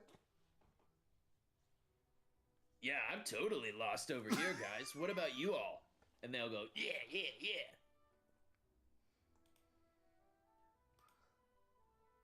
I'm not sure what's difficult to understand about Prince not having an election, but oh well. Maybe it's some type of, democratic, what is it called? Oligarchy? I don't know, guys. I don't know those kind of words That that sounds well. delicious. A democratic oligarchy means that the oligarchy is voted into position, correct?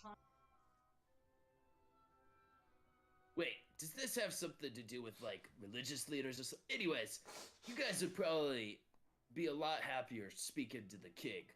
Or a lot happier not swimming in this little water we got here. Ugh. It's been kind of a shit show here recently. Oh, what happened? The water has, or? Yeah. You know, we always used to have good fishing here in the lake, and then, we love her. But that Bavlorna, she had to let that Bandersnatch go here in the water. A Bandersnatch? Yeah, Bandersnatch. What kind of mad woman lets one loose? I don't know, but she let one loose here in the water, and you gotta be careful. You know, it just kind of looks like a bump in the water, like a hump. Then all of a sudden, it'll pop out at you. Oh, so that's what we were seeing before. Oh, yeah. That illusion was the bandanda bamb. Banderhamp. Swatch. Swatch Well, we don't know anything about what you guys are talking about. You guys are crazy. Anyways, we gotta get back to fishing. If you guys need any assistance on where to go next, I would say you guys should head this way. And they say you can even hop across our boat if you want. We wouldn't be that big of a bother if we did, right? Oh, no, you're fine. Just watch out for the Bandersnatch, guys. Alright, we won't mess with the Bamba batch.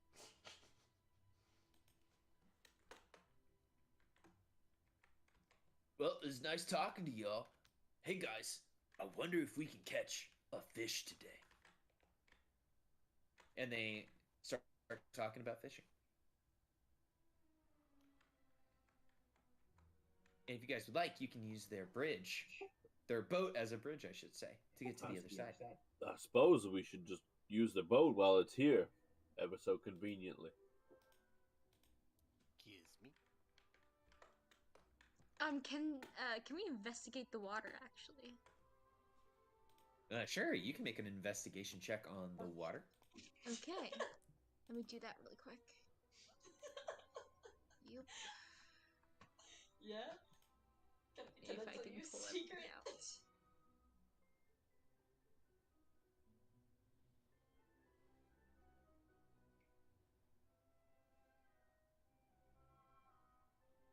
Okay, you notice that the water, here in Downfall seems to be relatively normal. You don't notice anything out of the blue.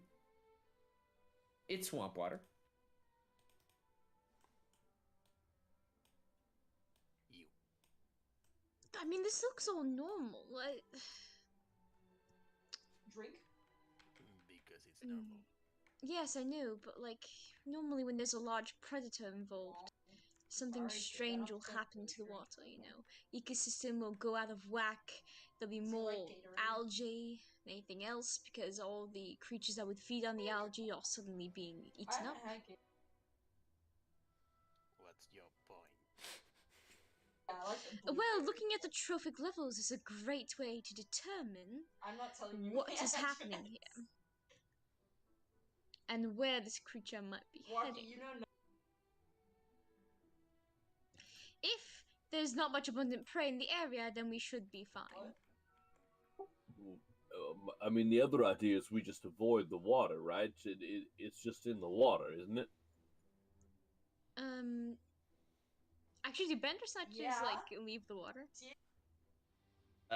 Give me a nature check to see if you know the, the secrets of the Bandersnatch.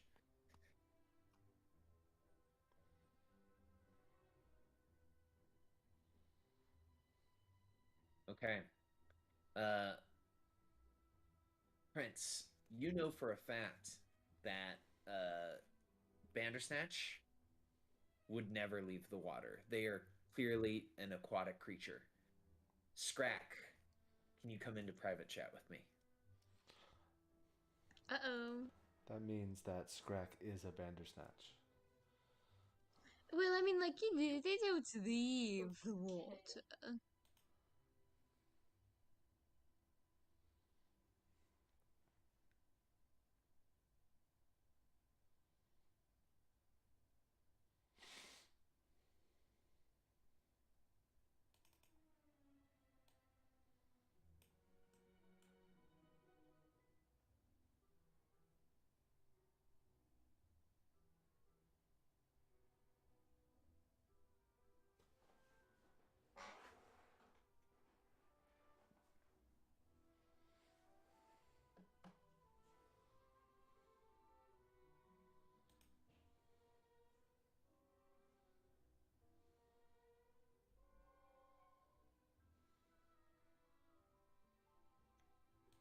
Ooh, I was wrong. doesn't take me 10 minutes to cast Find Familiar. Takes me 6 seconds. Yeah, if you're not doing the ritual, it should only be the 6 seconds. Yeah. No. Find Familiar does. It's an hour spell, but I have a thingy. Oh, you're special. Gotcha. Yeah. He's got the power of the witch. Oh, it is an hour too. But I think I thought it was 10 minutes, but it's an action.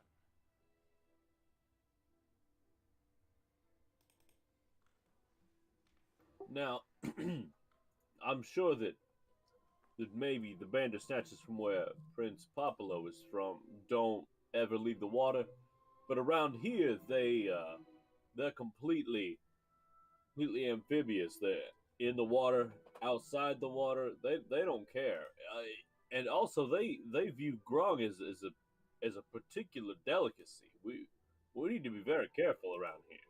Well, good thing I'm an Eladrin. Yeah, there are no I girls could always here. hop in the water and see if I can see it. Let's go. I think maybe baiting it isn't the best plan. Hey, we don't want to fight it. Now listen, guys. after we got our shit wrecked, I'm not one for getting my shit wrecked again. Exactly. No one around here. I like to looking keep for my a gun. royal ass in check and There's an without arrow holes. here. There's a pointy arrow here. I see that. Do you go on top of the onto our spot here, and I will tell Luna what you'll see. So Luna, first thing you see Oh, is you yeah. see a big Oh my ass God. frog. It's not too big. It's like Brother. small. You also see this guy Don't go Where there. the brother? and this guy. And they appear to be standing guard, and the frogs appear to be helping them stand guard. Looming above a ramshackle wooden pier is a balloon anchored by 4 thick ropes tied around wooden posts driven deep into the muck and mire. The balloon's bladder expands and sags at irregular intervals as swamp gas fills it. Briefly, before leaking out through the various tears in its patchwork fabric. So there's a balloon, it's filling up with gas, and it releases the gas. There are bullywogs standing near the top of the ladders, and they are using long silver needles and a spool of thread to sew up the openings.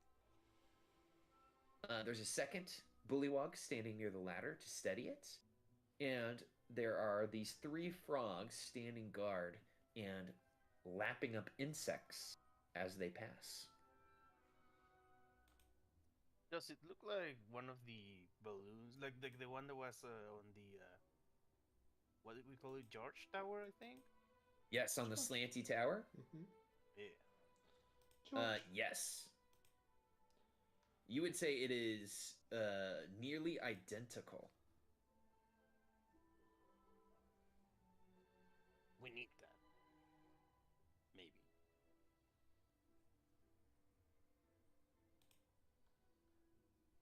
I'm just waiting to see that beautiful bullywog-ass.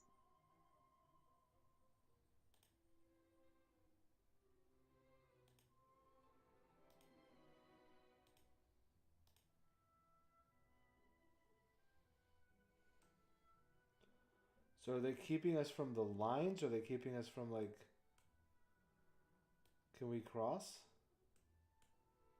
These guys appear to just be working on the balloon, and these guys seem to be guarding the guys working the balloon, Oh, okay. and the frogs are helping them stand guard. They are kind of looking at you guys like the palace guards at Buckingham Palace, and that's kind of what their look is right now. What was the name of the woman that we had to find? The guard or the knight? Brienne of Tarth. It is exactly Morgort, the Knight of the Warts. Morgort, right? Morgort. Let me write that really quick. I found some rocks over here. I think this is how you Tia, spell what do that. think of the So the frogs and the bullywugs are kind of staring at you guys as you're huddled about looking at the balloon. Alright, I think we should just be upfront about what we want to do.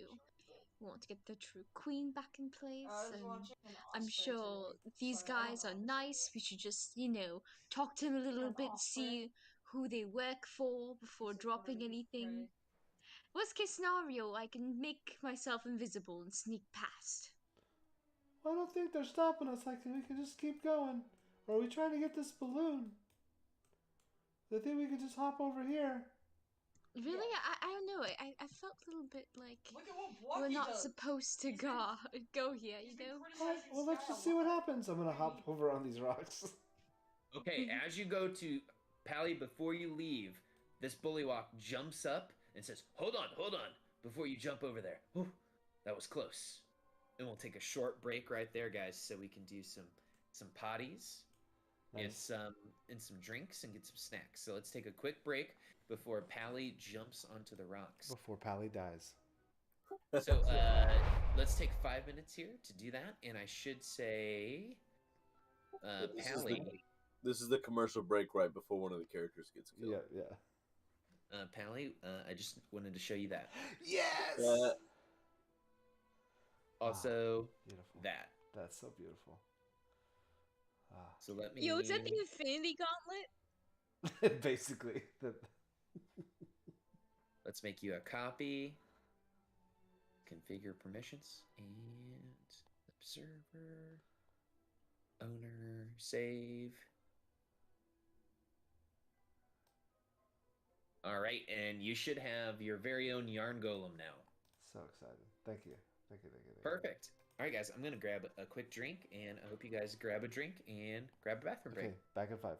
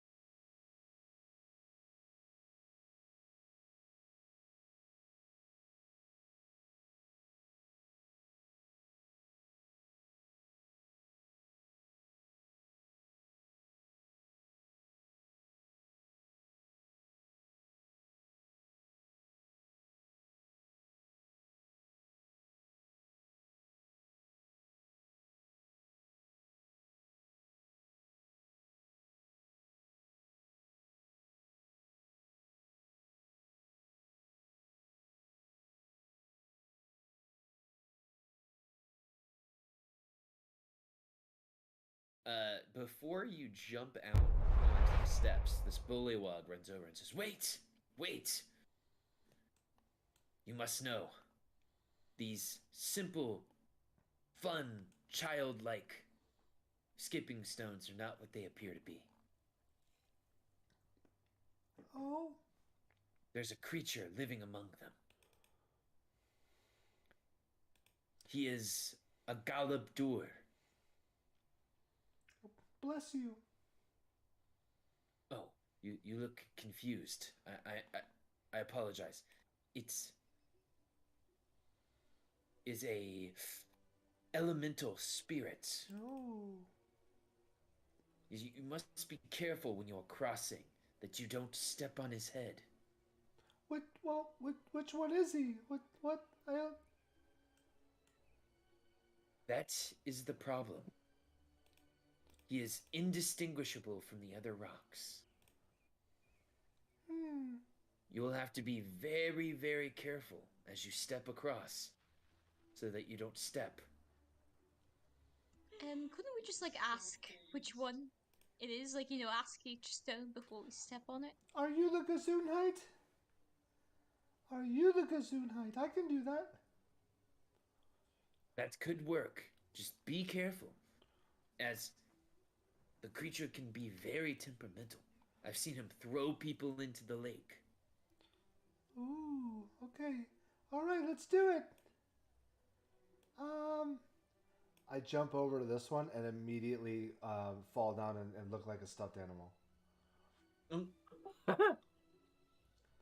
Well, everyone, you see that Pally jumps onto what appears to be a row of boulders, spaced 2 feet apart, breach the surface of the lake to form a walking path across a 40-foot wide waterway.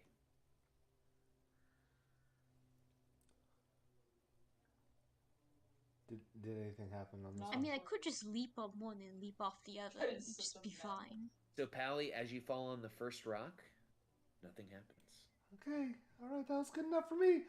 I jump, do the same thing. Say, Mr. Bullywug, can this creature speak?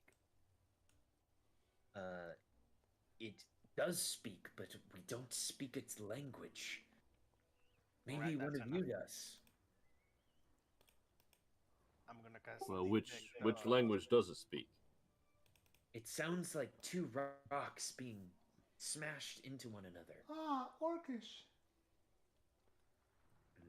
I thought that was dwarvish. Yeah. Tomato. Or it could be one of those fancy genie languages. Yeah, it sounds like that that elemental language. Minotaur? No, primordial. Except it sounds like the version that the rock people speak. Minotauran. I think the Minotaur language is just called Minotaur. That they're not a particularly imaginative bunch normally. So Luna's gonna look at the rocks and try to read their minds. Nice. I know primordial. So, Luna, you detect thoughts coming from this rock.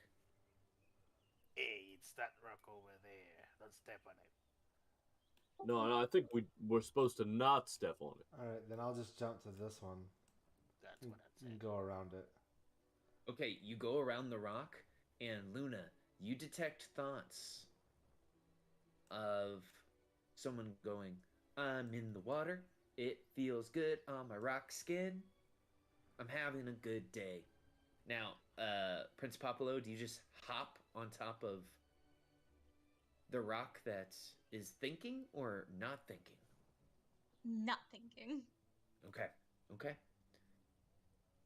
So you guys are able to slowly but surely make your way across the stepping stones. Unless anyone would like to try to communicate with the Galabdur. Kazunai. Can we understand what language they're speaking? Did we have a guess? Because I know primordial. Vier, do you try to speak out in Primordial? I do, but I'm not gonna lie. I don't know what's going on right now. You and me both. There was a moment where I was trying to level up my character and I couldn't pay attention to both screens at the same time. And then my cat ran off with something of mine, so I had to go and chase it around and find it. So then by the time I got back, I was a little lost. It happens. It happens. So the party is now in downfall. They met a group of very friendly bollywogs. They have seen a giant balloon that seems to be under construction. And now they're simply crossing a set of stepping stones. We were warned that there was a creature that is in those stones and do not step on them. And we were also warned that there's a creature in the water that might try to eat us. Oh yeah, I forgot about that. Bandersnatch. Yeah, particularly Prince Papala. Okay, yeah, then I would like to try and speak out to the stones going, "Hello, is anybody there?" But it's in Primordial, which I imagine is a very garish language, as everybody has been saying. You indeed get a response. Someone says, "Is that someone speaking the language of my ancestors?" And the Galabdur shows itself. Oh shit! Hi. Hello. Welcome to Downfall. I was just sitting here taking a bath. We're sorry we didn't mean to interrupt your bath time. Oh, that's okay. I'm glad to just be able to speak to someone. Usually, people just step on my head, and it makes me quite angry. That's very rude. We won't step on you, I promise. Oh, well, I appreciate that. I should say maybe I get too mad, and I throw people into the water.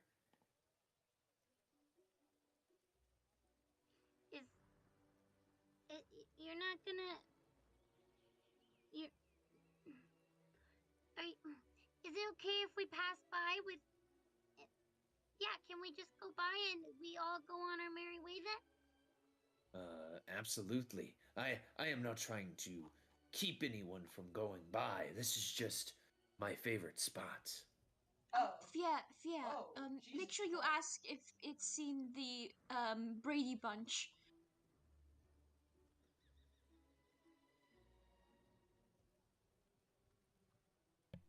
Wait, what do you want me to ask him? The Grundle If it's seen the big She monster, died of the overheating or is, the Gandergatch, the bandy the boy. Grunder Hunch. Oh, okay. Sir, would you happen to know of any Bandersnatch roaming around? Oh, she knew what it was. Oh, of course. I have seen this creature. It is very angry, very aggressive. It tries to eat everything that's in its path. I'm glad it's not eating you. Would you mind telling us where you saw it at? Well, it loves to circulate near the middle of the lake, near the entrance to the cottage. I relay all that information to my team. It eats everything in its path. It does its best. It has a wide maw. Pally looks at Fear conspicuously. You could say it's at the seafood diet. Anything else anybody would like for me to ask him? Guess what it looks like? What exactly does this Bandersnatch look like? It looks to you and says, "Well, I can show you." And it begins to do witch fingers. And it casts a minor illusion. Nice.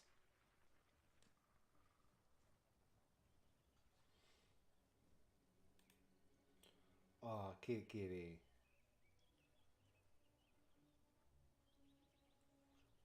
Looks like this. Okay, I no longer believe that this is Oh, in the but water. That's We so all cute, know. you guys. Can we just go find him, please? Let him join the party. Oh yeah, we should take this as a pet. Pablo is going to cast minor illusion on top of that illusion and give him a party hat. You guys see the image that the Galabdur has summoned, but it now has a party hat. I'll throw it out there. I'm calling bullshit.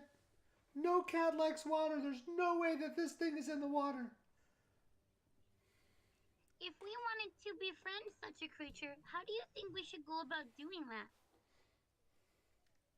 Well, I hear its rumbles, and I hear its anger. I feel that Bavalorda has taken something from this creature. Of course. Yeah, I feel like she likes to do that to people a lot. I am happy that she has not taken something from me. And I hope that she does not. Can you ask if he knows what language the Vandersnatch speaks? Do you know in which language the Bandersnatch communicates? It speaks in the language of the Fey creatures. Okay. Oh, guess what I am? A bullywog. Perfect. Thank you very much. You're a frog, yeah. Well, I think we might continue on our way. Please let us know if you would ever like our company. Thank you for keeping me company. Let me know if you ever need someone to eat a rock, and I will eat that rock for you. Thank you. That is very kind of you. And he goes back into the water to continue his bath.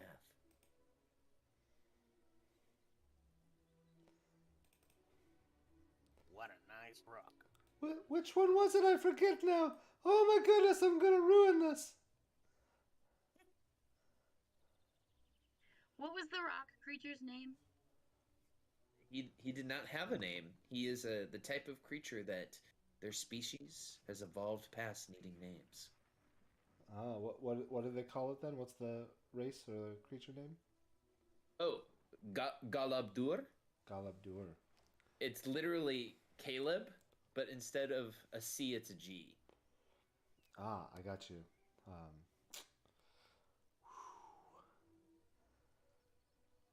Caleb? Oh man, damn it! I want to give you my inspiration. I'm back in middle school again. Next thing you know, you guys are gonna be like trying to shove me into what's it called? A towel cart.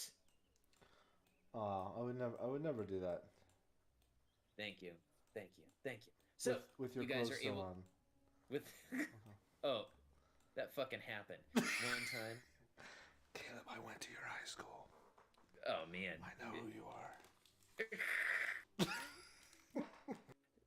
I feel like that is. I shouldn't say it's a rite of passage, but at some point in your life, someone tries to shove you out of the locker room when you are naked. I feel like that happened to me at least twice. I don't know if that happened to you guys. Anyways, If that I happens in the digress. women's locker room, it's called sexual assault. Oh my gosh. Yep. On that note, you guys see a burning balloon factory. What? So, you guys can see a wooden structure standing on stilts above the lake. It is topped by steep, conical roofs made of thatch. There is smoke curling from a hole at its apex. Its windows are blacked out, and the air carries the smell of burned wood. A clothesline attached to one quarter of the building's exterior is hung with a variety of frayed patchwork garments. What do you guys do? Do you go into the building or do you pass it by? You said it's on fire? You see there's lots of black smoke coming out of the holes. Well, does anyone want free balloons?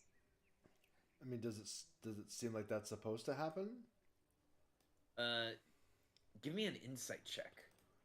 Maybe the Bandersnatch is in there. The Gandergatch. Hallie, Slitherslotch. you, without a shadow of a doubt, know that this should not be happening at this moment. Oh my god, we gotta save him! So, Pally, you run up, and this room is a charred mess. There's hazy smoke hanging over scattered piles of burned and broken shelves. Wisps of smoke snake from several spots where smoldering wreckage threatens to ignite.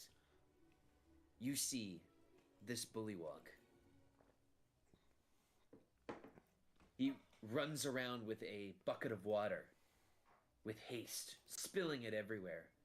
And as you guys, or as you run inside Pally, he runs over to you and he says, "Hello, my name is Duke Ikrent. I need your help. I'm here to help, Duke. Let's do this. Grab a bucket. We have to make sure these fires are out." I grab a bucket and cast Legendary Libation so that it fills it full of any kind of liquid I want. What liquid is inside this bucket? Gasoline. Whiskey. Oh, no, hold on. Let me make sure. With a drink of your choosing. Yeah, I'll pick water, of course. Okay. Yeah. I was like, oh no. You don't waste good whiskey, man. So, he says, "I need your help, and if you have friends out there, I need their help too. There Okay. are pieces of coal that have been animated, and they've escaped into my warehouse." I start coughing because I think that's what I'm supposed to do. But I don't have... Guys. Yeah. I have an idea. Guess what I just learned? What? Shape water! Dispel magic. Right? Oh. I heard the words "the spell magic," by the way. I know you said "dispel magic." What does the spell magic do? Well, I could take an animated creature, for example, one that shouldn't be alive by normal means, What? cast it Oh, on shit. it, and assuming that the spell that animated them is weaker than my dispelling, then it will simply So? If none of stop the being business- animated. Is that gonna fix the fire? No, but Okay, talk I to me in can a little stop the bit. I run animated back inside. coal. And what if there's 100 of them? we round them up. Nice. Okay, then go ahead. Alright. I'm throwing water at shit. All right. For anyone who would like to help put this fire out, I would ask you to roll initiative against these coals. Oh, there's like, oh, the coals. Somebody wasn't a good boy this year.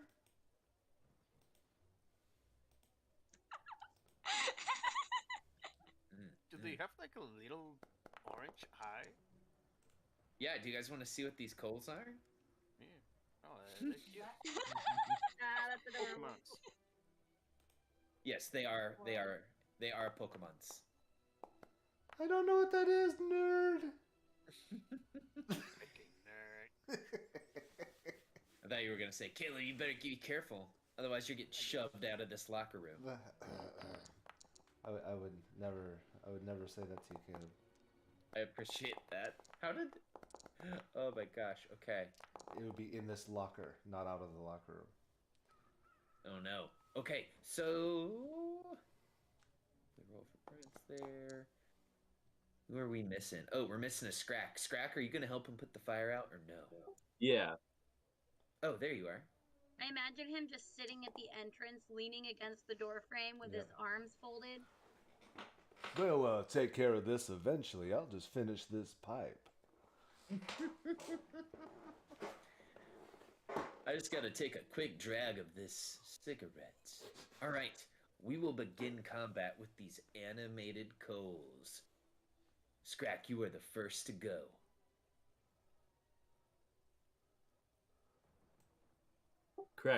Scrack saunters in to the house, hands on his hips, and says, There isn't room enough in this town for the two of us. No, That's crack-a-lackin'. Nice, Luna. I don't really have anything that would be good for anti-fireness. Are there more buckets around than just the one that he handed Pally, or is that just like the only bucket? There's another bucket on the workbench, but it is empty. Can you ping the workbench? It's actually right over here where Pally is standing. Son of a bitch. Well, I can scoot through all these people thanks to without it being difficult terrain, thanks to my ratness. That's like an actual feature. It's not called thanks to my ratness, but it's called like scurry or something. So I will go over to the bucket and grab it. Is the nearest source of water I see just the water out right outside? Correct, unless you have a way of creating water. I do not, because I decided to not go cleric for some reason. Yeah, weird. Yeah.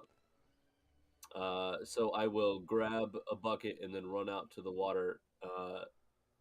Presumably I can item interact, grab the bucket, but then when I had to get out to the water, I'll have to use my action to fill it.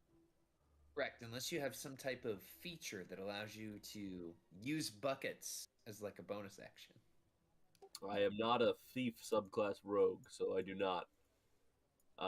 So I will action fill the bucket, and I say, "Someone, throw this on the fire." And then I will pass to someone who wishes to throw my bucket onto the fire. Not me. While you're figuring that out, I'll take it and I'll throw my bucket on a fire. All right, I'll pass to Pally. Skapoosh! Right here in the sky. All right, you are throwing your bucket of water. All right, roll me 1d6 of Also, bucket I would damage. have bonus actions legendary libation to fill the bucket and then throw it. Okay, so you deal 5 points of cold damage, Ha-ha! and this coal is now bloodied. This factory's on fire! And you see it sizzles, and it looks at you with intensity, Oh. with its one red eye. Hi. I assuming you're stealing. You do have a second attack.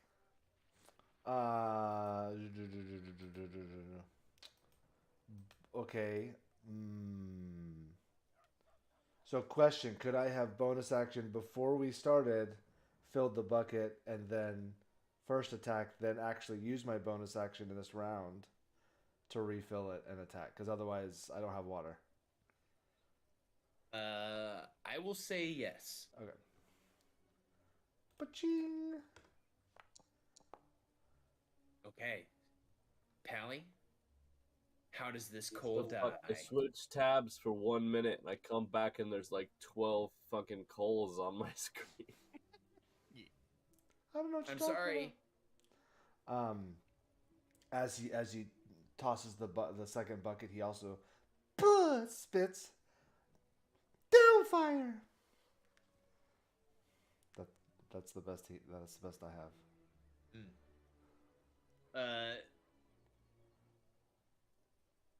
Your companion from outside Jebek says, "I thought it was downfall." Yeah, you got me. So you have killed this animated coal. Who do you pass to, Pally?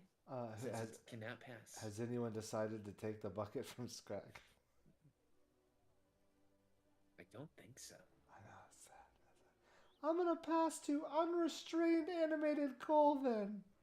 All right, unrestrained animated coal is right underneath Popolo. Popolo, this coal looks at you and narrows its eyes, and it tries to set you on fire. Oh no! So Popolo, Too moist. too moist. The battery was low in his Kindle. It flies at you and it tries to basically catch you on fire. And it leaves itself unbalanced, making itself an easy target. Nice. And your target may take one melee attack against you.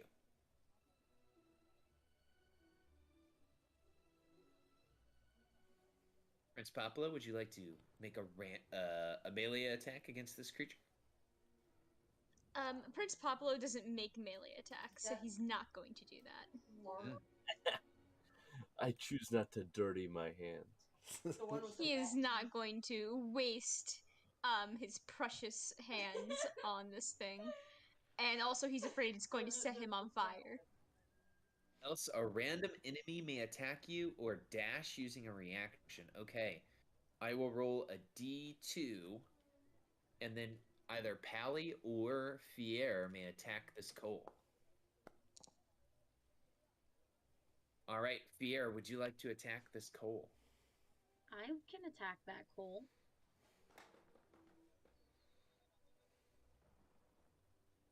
All right, how do you do so? And this is the coal right in front of me, like sitting on top of Pally, right? This is this one right here. Ah, okay. I didn't even see that one over there. All right, I'm going to...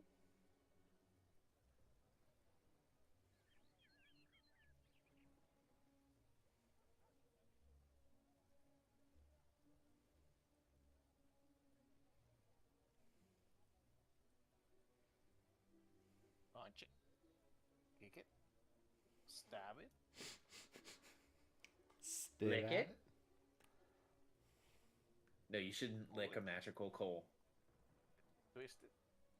Lick the... Okay, I lick the magical coal. Oh, it I hope you really don't. I definitely do not lick the magical coal. It will 100% burn your...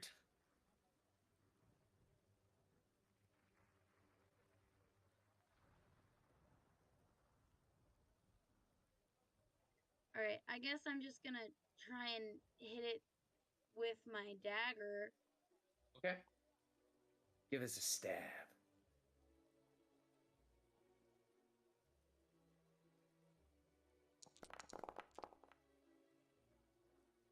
Ooh, you are so close to hitting this coal.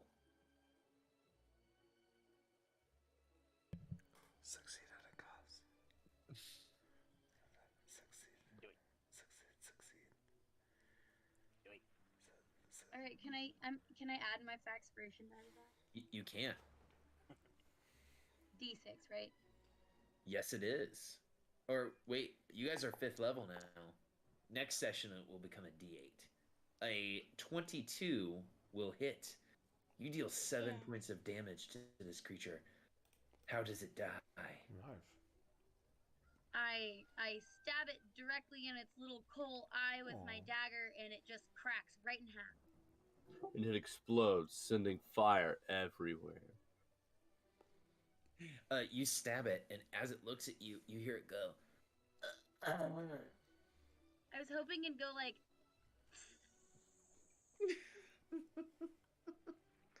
where it's like lifeline is just fizzling out. So you stab it and kill it, and I believe that was on the unrestrained coal's turn. So it dies, but as it dies, it will pass to topical coal.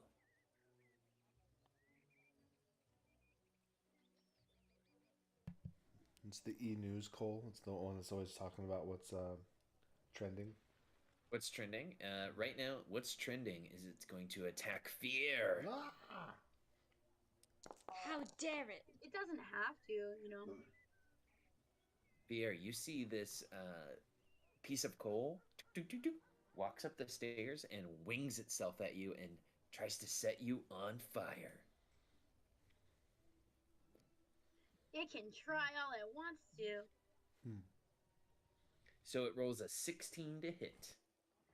Yeah, unfortunately, it hits. You take 3 points of fire damage, and unfortunately enough, you are flammable, being a creature. So it sets you on fire. Very nice. Mm-hmm. This Be nice. here is on fire. Yep. Mm-hmm. Mm-hmm. So you now have the fire status. So at the start of your turn, you will take 1d4 fire damage until you put the fire out. And when it hits, ooh, fire. Oh, I thought you were gonna go Billy Joel there. Nope, definitely doing Springsteen. Okay, okay. So it hits you, Fier. Would you like to steal? No, I will steal. Oh, Luna steals. Using the Testspiration. Oh yes, I gave everyone exam aspiration today. So if you guys haven't, please create a resource on your character sheet that says examspiration. It's like a DM inspiration, but it has a different name. And I will use my action to douse Fier. Oh. And then walk outside and sit over there. But I will leave Twinkie over here. Okay. And I will tell Twinkie to go sting a coal. Is the coal on top of Pally still alive? I don't think There there's was- anything on. Oh, there is a coal underneath Yeah. Pally. Yeah. It's dancing around Pally's feet. Allowable. Oh, and you know what? This coal didn't even get added to the initiative order. Alright, then which one attacked Fier? The one over the wall? Yeah, correct. Topical. Alright, then I'll sting that one. Mm-hmm. Hopefully I'm not aiming at the bullywug. Yeah, he looks real nervous as Twinkie appears. Go, Twinkie! Nice. Oh my gosh. Twinkie kills this coal. Very nice. And then retreats.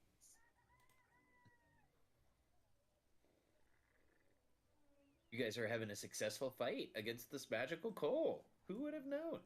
And now I will pass to Fier. I don't think this is even a fight, just a bunch of coal. All right, I didn't Fier. even put up the combat music. Alright, I'm going to. I'm gonna cast Chromatic Orb at the topographical coal. Okay. Oh my gosh.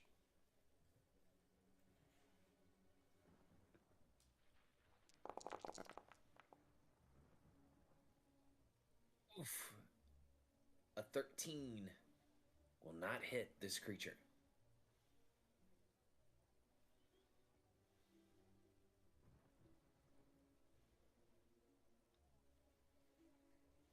So we Damn see it. your chromatic orb fly through the air and smash through the wall of part of the factory. And this bullywug says, "Hey, we're trying to save the factory here, not burn it down."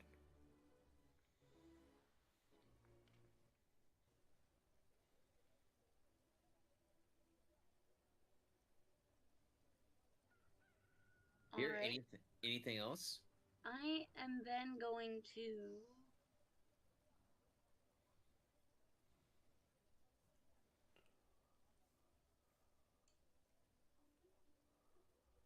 I'm gonna go ahead and quicken spell cast. No, I can't do that, can I?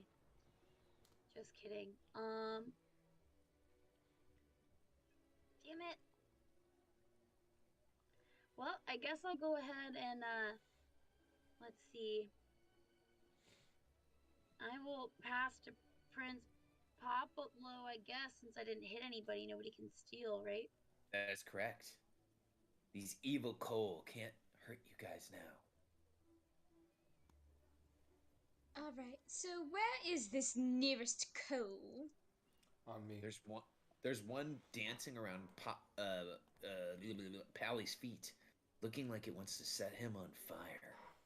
Popolo is going to point a finger at him, at this coal, and attempt to cast spell magic to see if that will work to I guess deactivate its animation. Okay, you cast Dispel Magic, and it dies. Nice. It explodes. Sorry, Pally. That's all right. You just pepper with a little bit of shrapnel, you'll be fine. As long as it doesn't take my eye out. You have plenty of good eyes. Let's see, is there another one that I can't see? I'm gonna move around a little bit. There's two, I believe. Let's see. Oh. Question. Is there like a ceiling? Yes. There. If you Okay. can imagine, these are cones. So it's like a circular base with a cone shape, and there's little holes that smoke comes out of. Got it. Pablo can't really do anything at the moment, so what he's going to do is give Bardic Inspiration to Pally.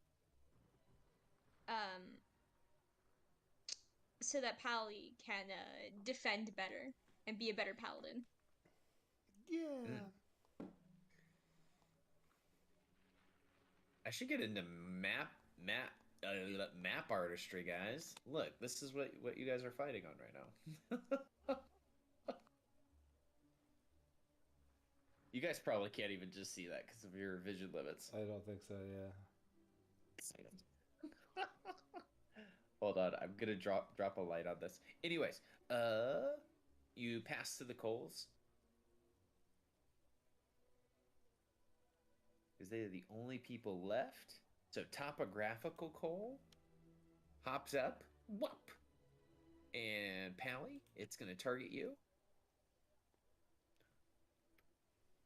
And tries to set you on fire. But an 11 will miss. Correct. Ha! Alright, danceable animated coal will hop up. Oh no, he's dancing. Yeah, he's dancing really well. Oh, I don't know. My guard might go down if he's dancing really well. Oh, let me just get this guy out of here. There's so many dead coals. Alright, this guy, he'll hop up, and he's gonna attack Pally as well. No. And that's a miss. It's Alright, a good try, buddy. At the top of the round, they will pass to Scrack.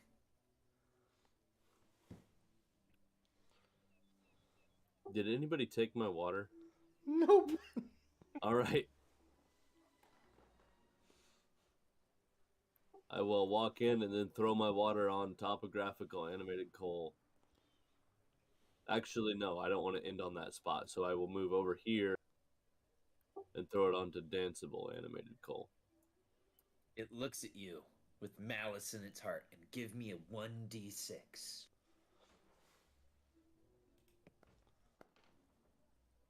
You deal 2 points of water damage to this coal. Excellent. It looks at you and starts to sizzle.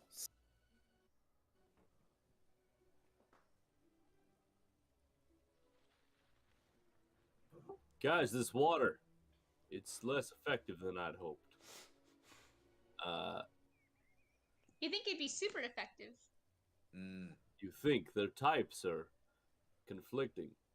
I think that's maybe it. Let me double check. I can conjure cover, but I don't really need to do that.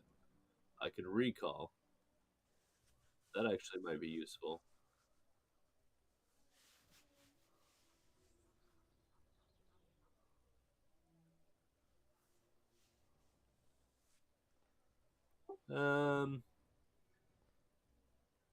What the?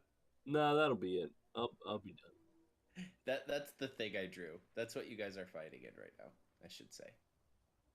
Why? Very nice. Um, I'm I'm assuming he steals. He does. Yeah, Danceable okay. animated coal is going to target you, Scrack, and it wants to set you on fire.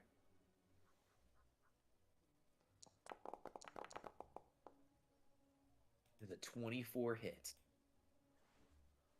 9. Yeah, that'll hit.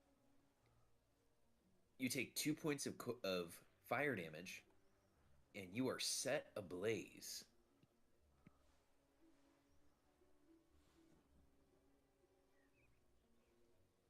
After setting you ablaze, it will pass to Pally, because it likes your style. Nice.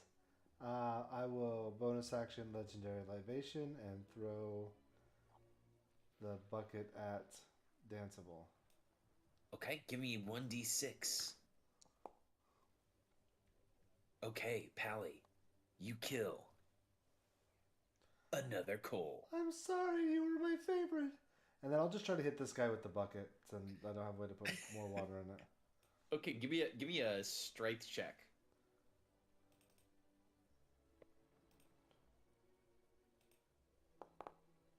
Oh no. Oh no. Okay, so you swing the bucket, and let's see what happens. There's a complication. Okay, so you, Pally, you swing the bucket, and you like slip on some loose debris, and your speed is 0 until the end of your next turn. Ah, fiddlesticks. I'll pass to Fear. Okay, Fier, there's a coal next to you. Okay, what? Am I on fire? You are no longer on fire. Okay. Luna put you out. Okay, that's why I was curious. I was like, wait a second, wasn't I supposed to be on fire and take damage? But I just didn't know why I wasn't on fire. I wasn't paying attention. It's Nathan's No, you fault. were saved. Sorry, I ask a lot of questions when I play because I'm still a baby sometimes, and I also don't know how to use Forge very well. So. Hey, we were all new people once. All right. Since it seemed to work so well the first time, and I'm right next to it, I'm gonna go ahead and poke topographical animated coal with my dagger, hopefully in its eyeball. Please give me a stab attack.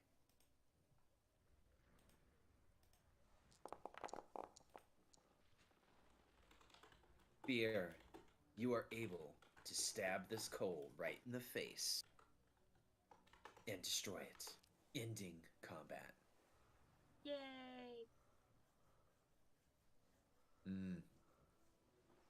And we will end combat. And the Duke will say, "Thank you so much, everyone." And you see, while you guys were fighting, he was putting out like the fires that were starting everywhere, and it seems that the factory is no longer in danger of, blowing up or completely being destroyed. Looks like we need to start repairing the walls over here. Do you have a ladder? I can get up here and start putting some of this back together.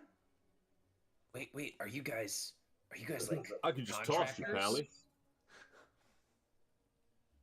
I've had some practice. Oh no, we're I'm then- very how do you say this? I have lots of experience in railing. Oh, so you're a specialty contractor dealing in stairways then. Yes, of course.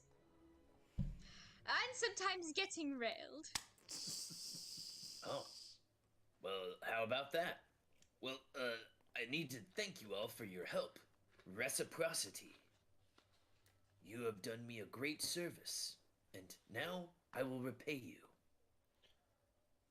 And he approaches you, Pally. Please be whipped cream. Please be whipped cream. Please be whipped cream. There's something incredibly regal about you. Are you a monarch? I am. Yes.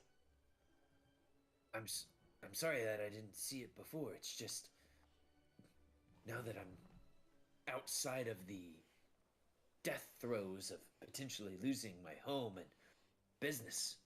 I can finally see it. May I present you with a gift, my liege? Absolutely. And he hands you this brooch. Nice. He hands you a brass brooch shaped like a fly, and the wings flutter. I love it.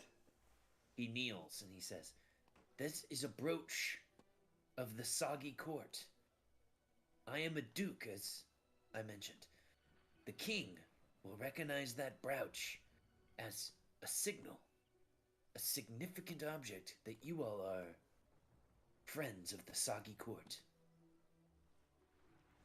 Thank you. I try to attach it to my just skin. Does it hurt you? Yes. But I don't cry. Hallie, you give sew it yourself on. a brooch. Ooh. Rise. He rises.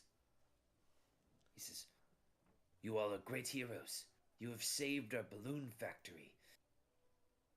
You see, I've been trying to put this fire out forever, but those animated coals kept starting it back up again. Never met a Where coal I did those liked. come? Where did they come from? Well, there Yes. was two Sorry. bullywogs who tried to set this place ablaze, destroying, most of the supplies. One of the culprits was a bullywog knight named Willie Wigglewog. Willie Wigglewog. The second, Morgort, Knight of the Woods. Uh-oh.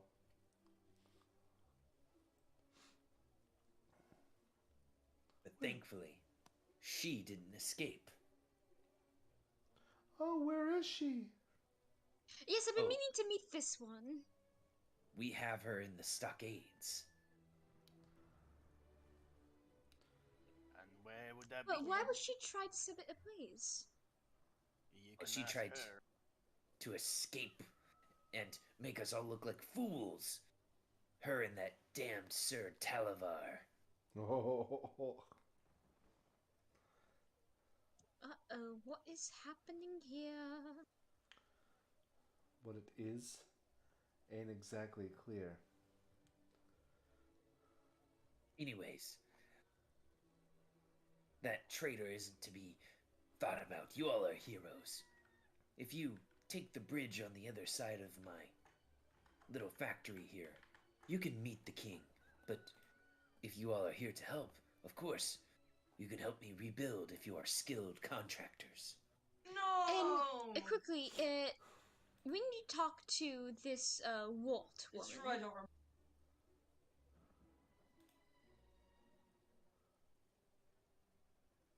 Wart woman? Wart woman? Yes. This Walt frog.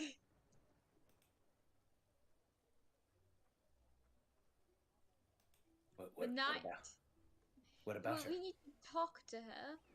We were instructed Oh, to She's in shock. engage in She's shock. conversation with her.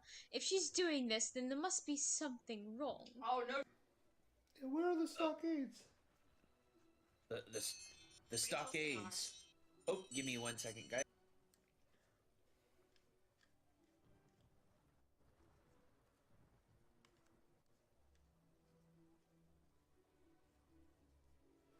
So, this is probably perfect spot here. My son just woke up, so I'm gonna have to get him back to bed. So let's pause here, and you guys can think of what you guys want to do going forward. Do you guys go meet the king? Do you guys go rescue this Knight of the Warts? Do you see what's on the other side of the factory? We should figure that out in our next session of the Wild Beyond the Witchlight.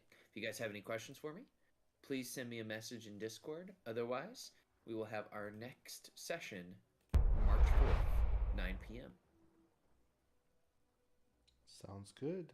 All right, that's good. everyone. I hope you guys have a Thank good you. weekend. Bye. Bye. Have a good night.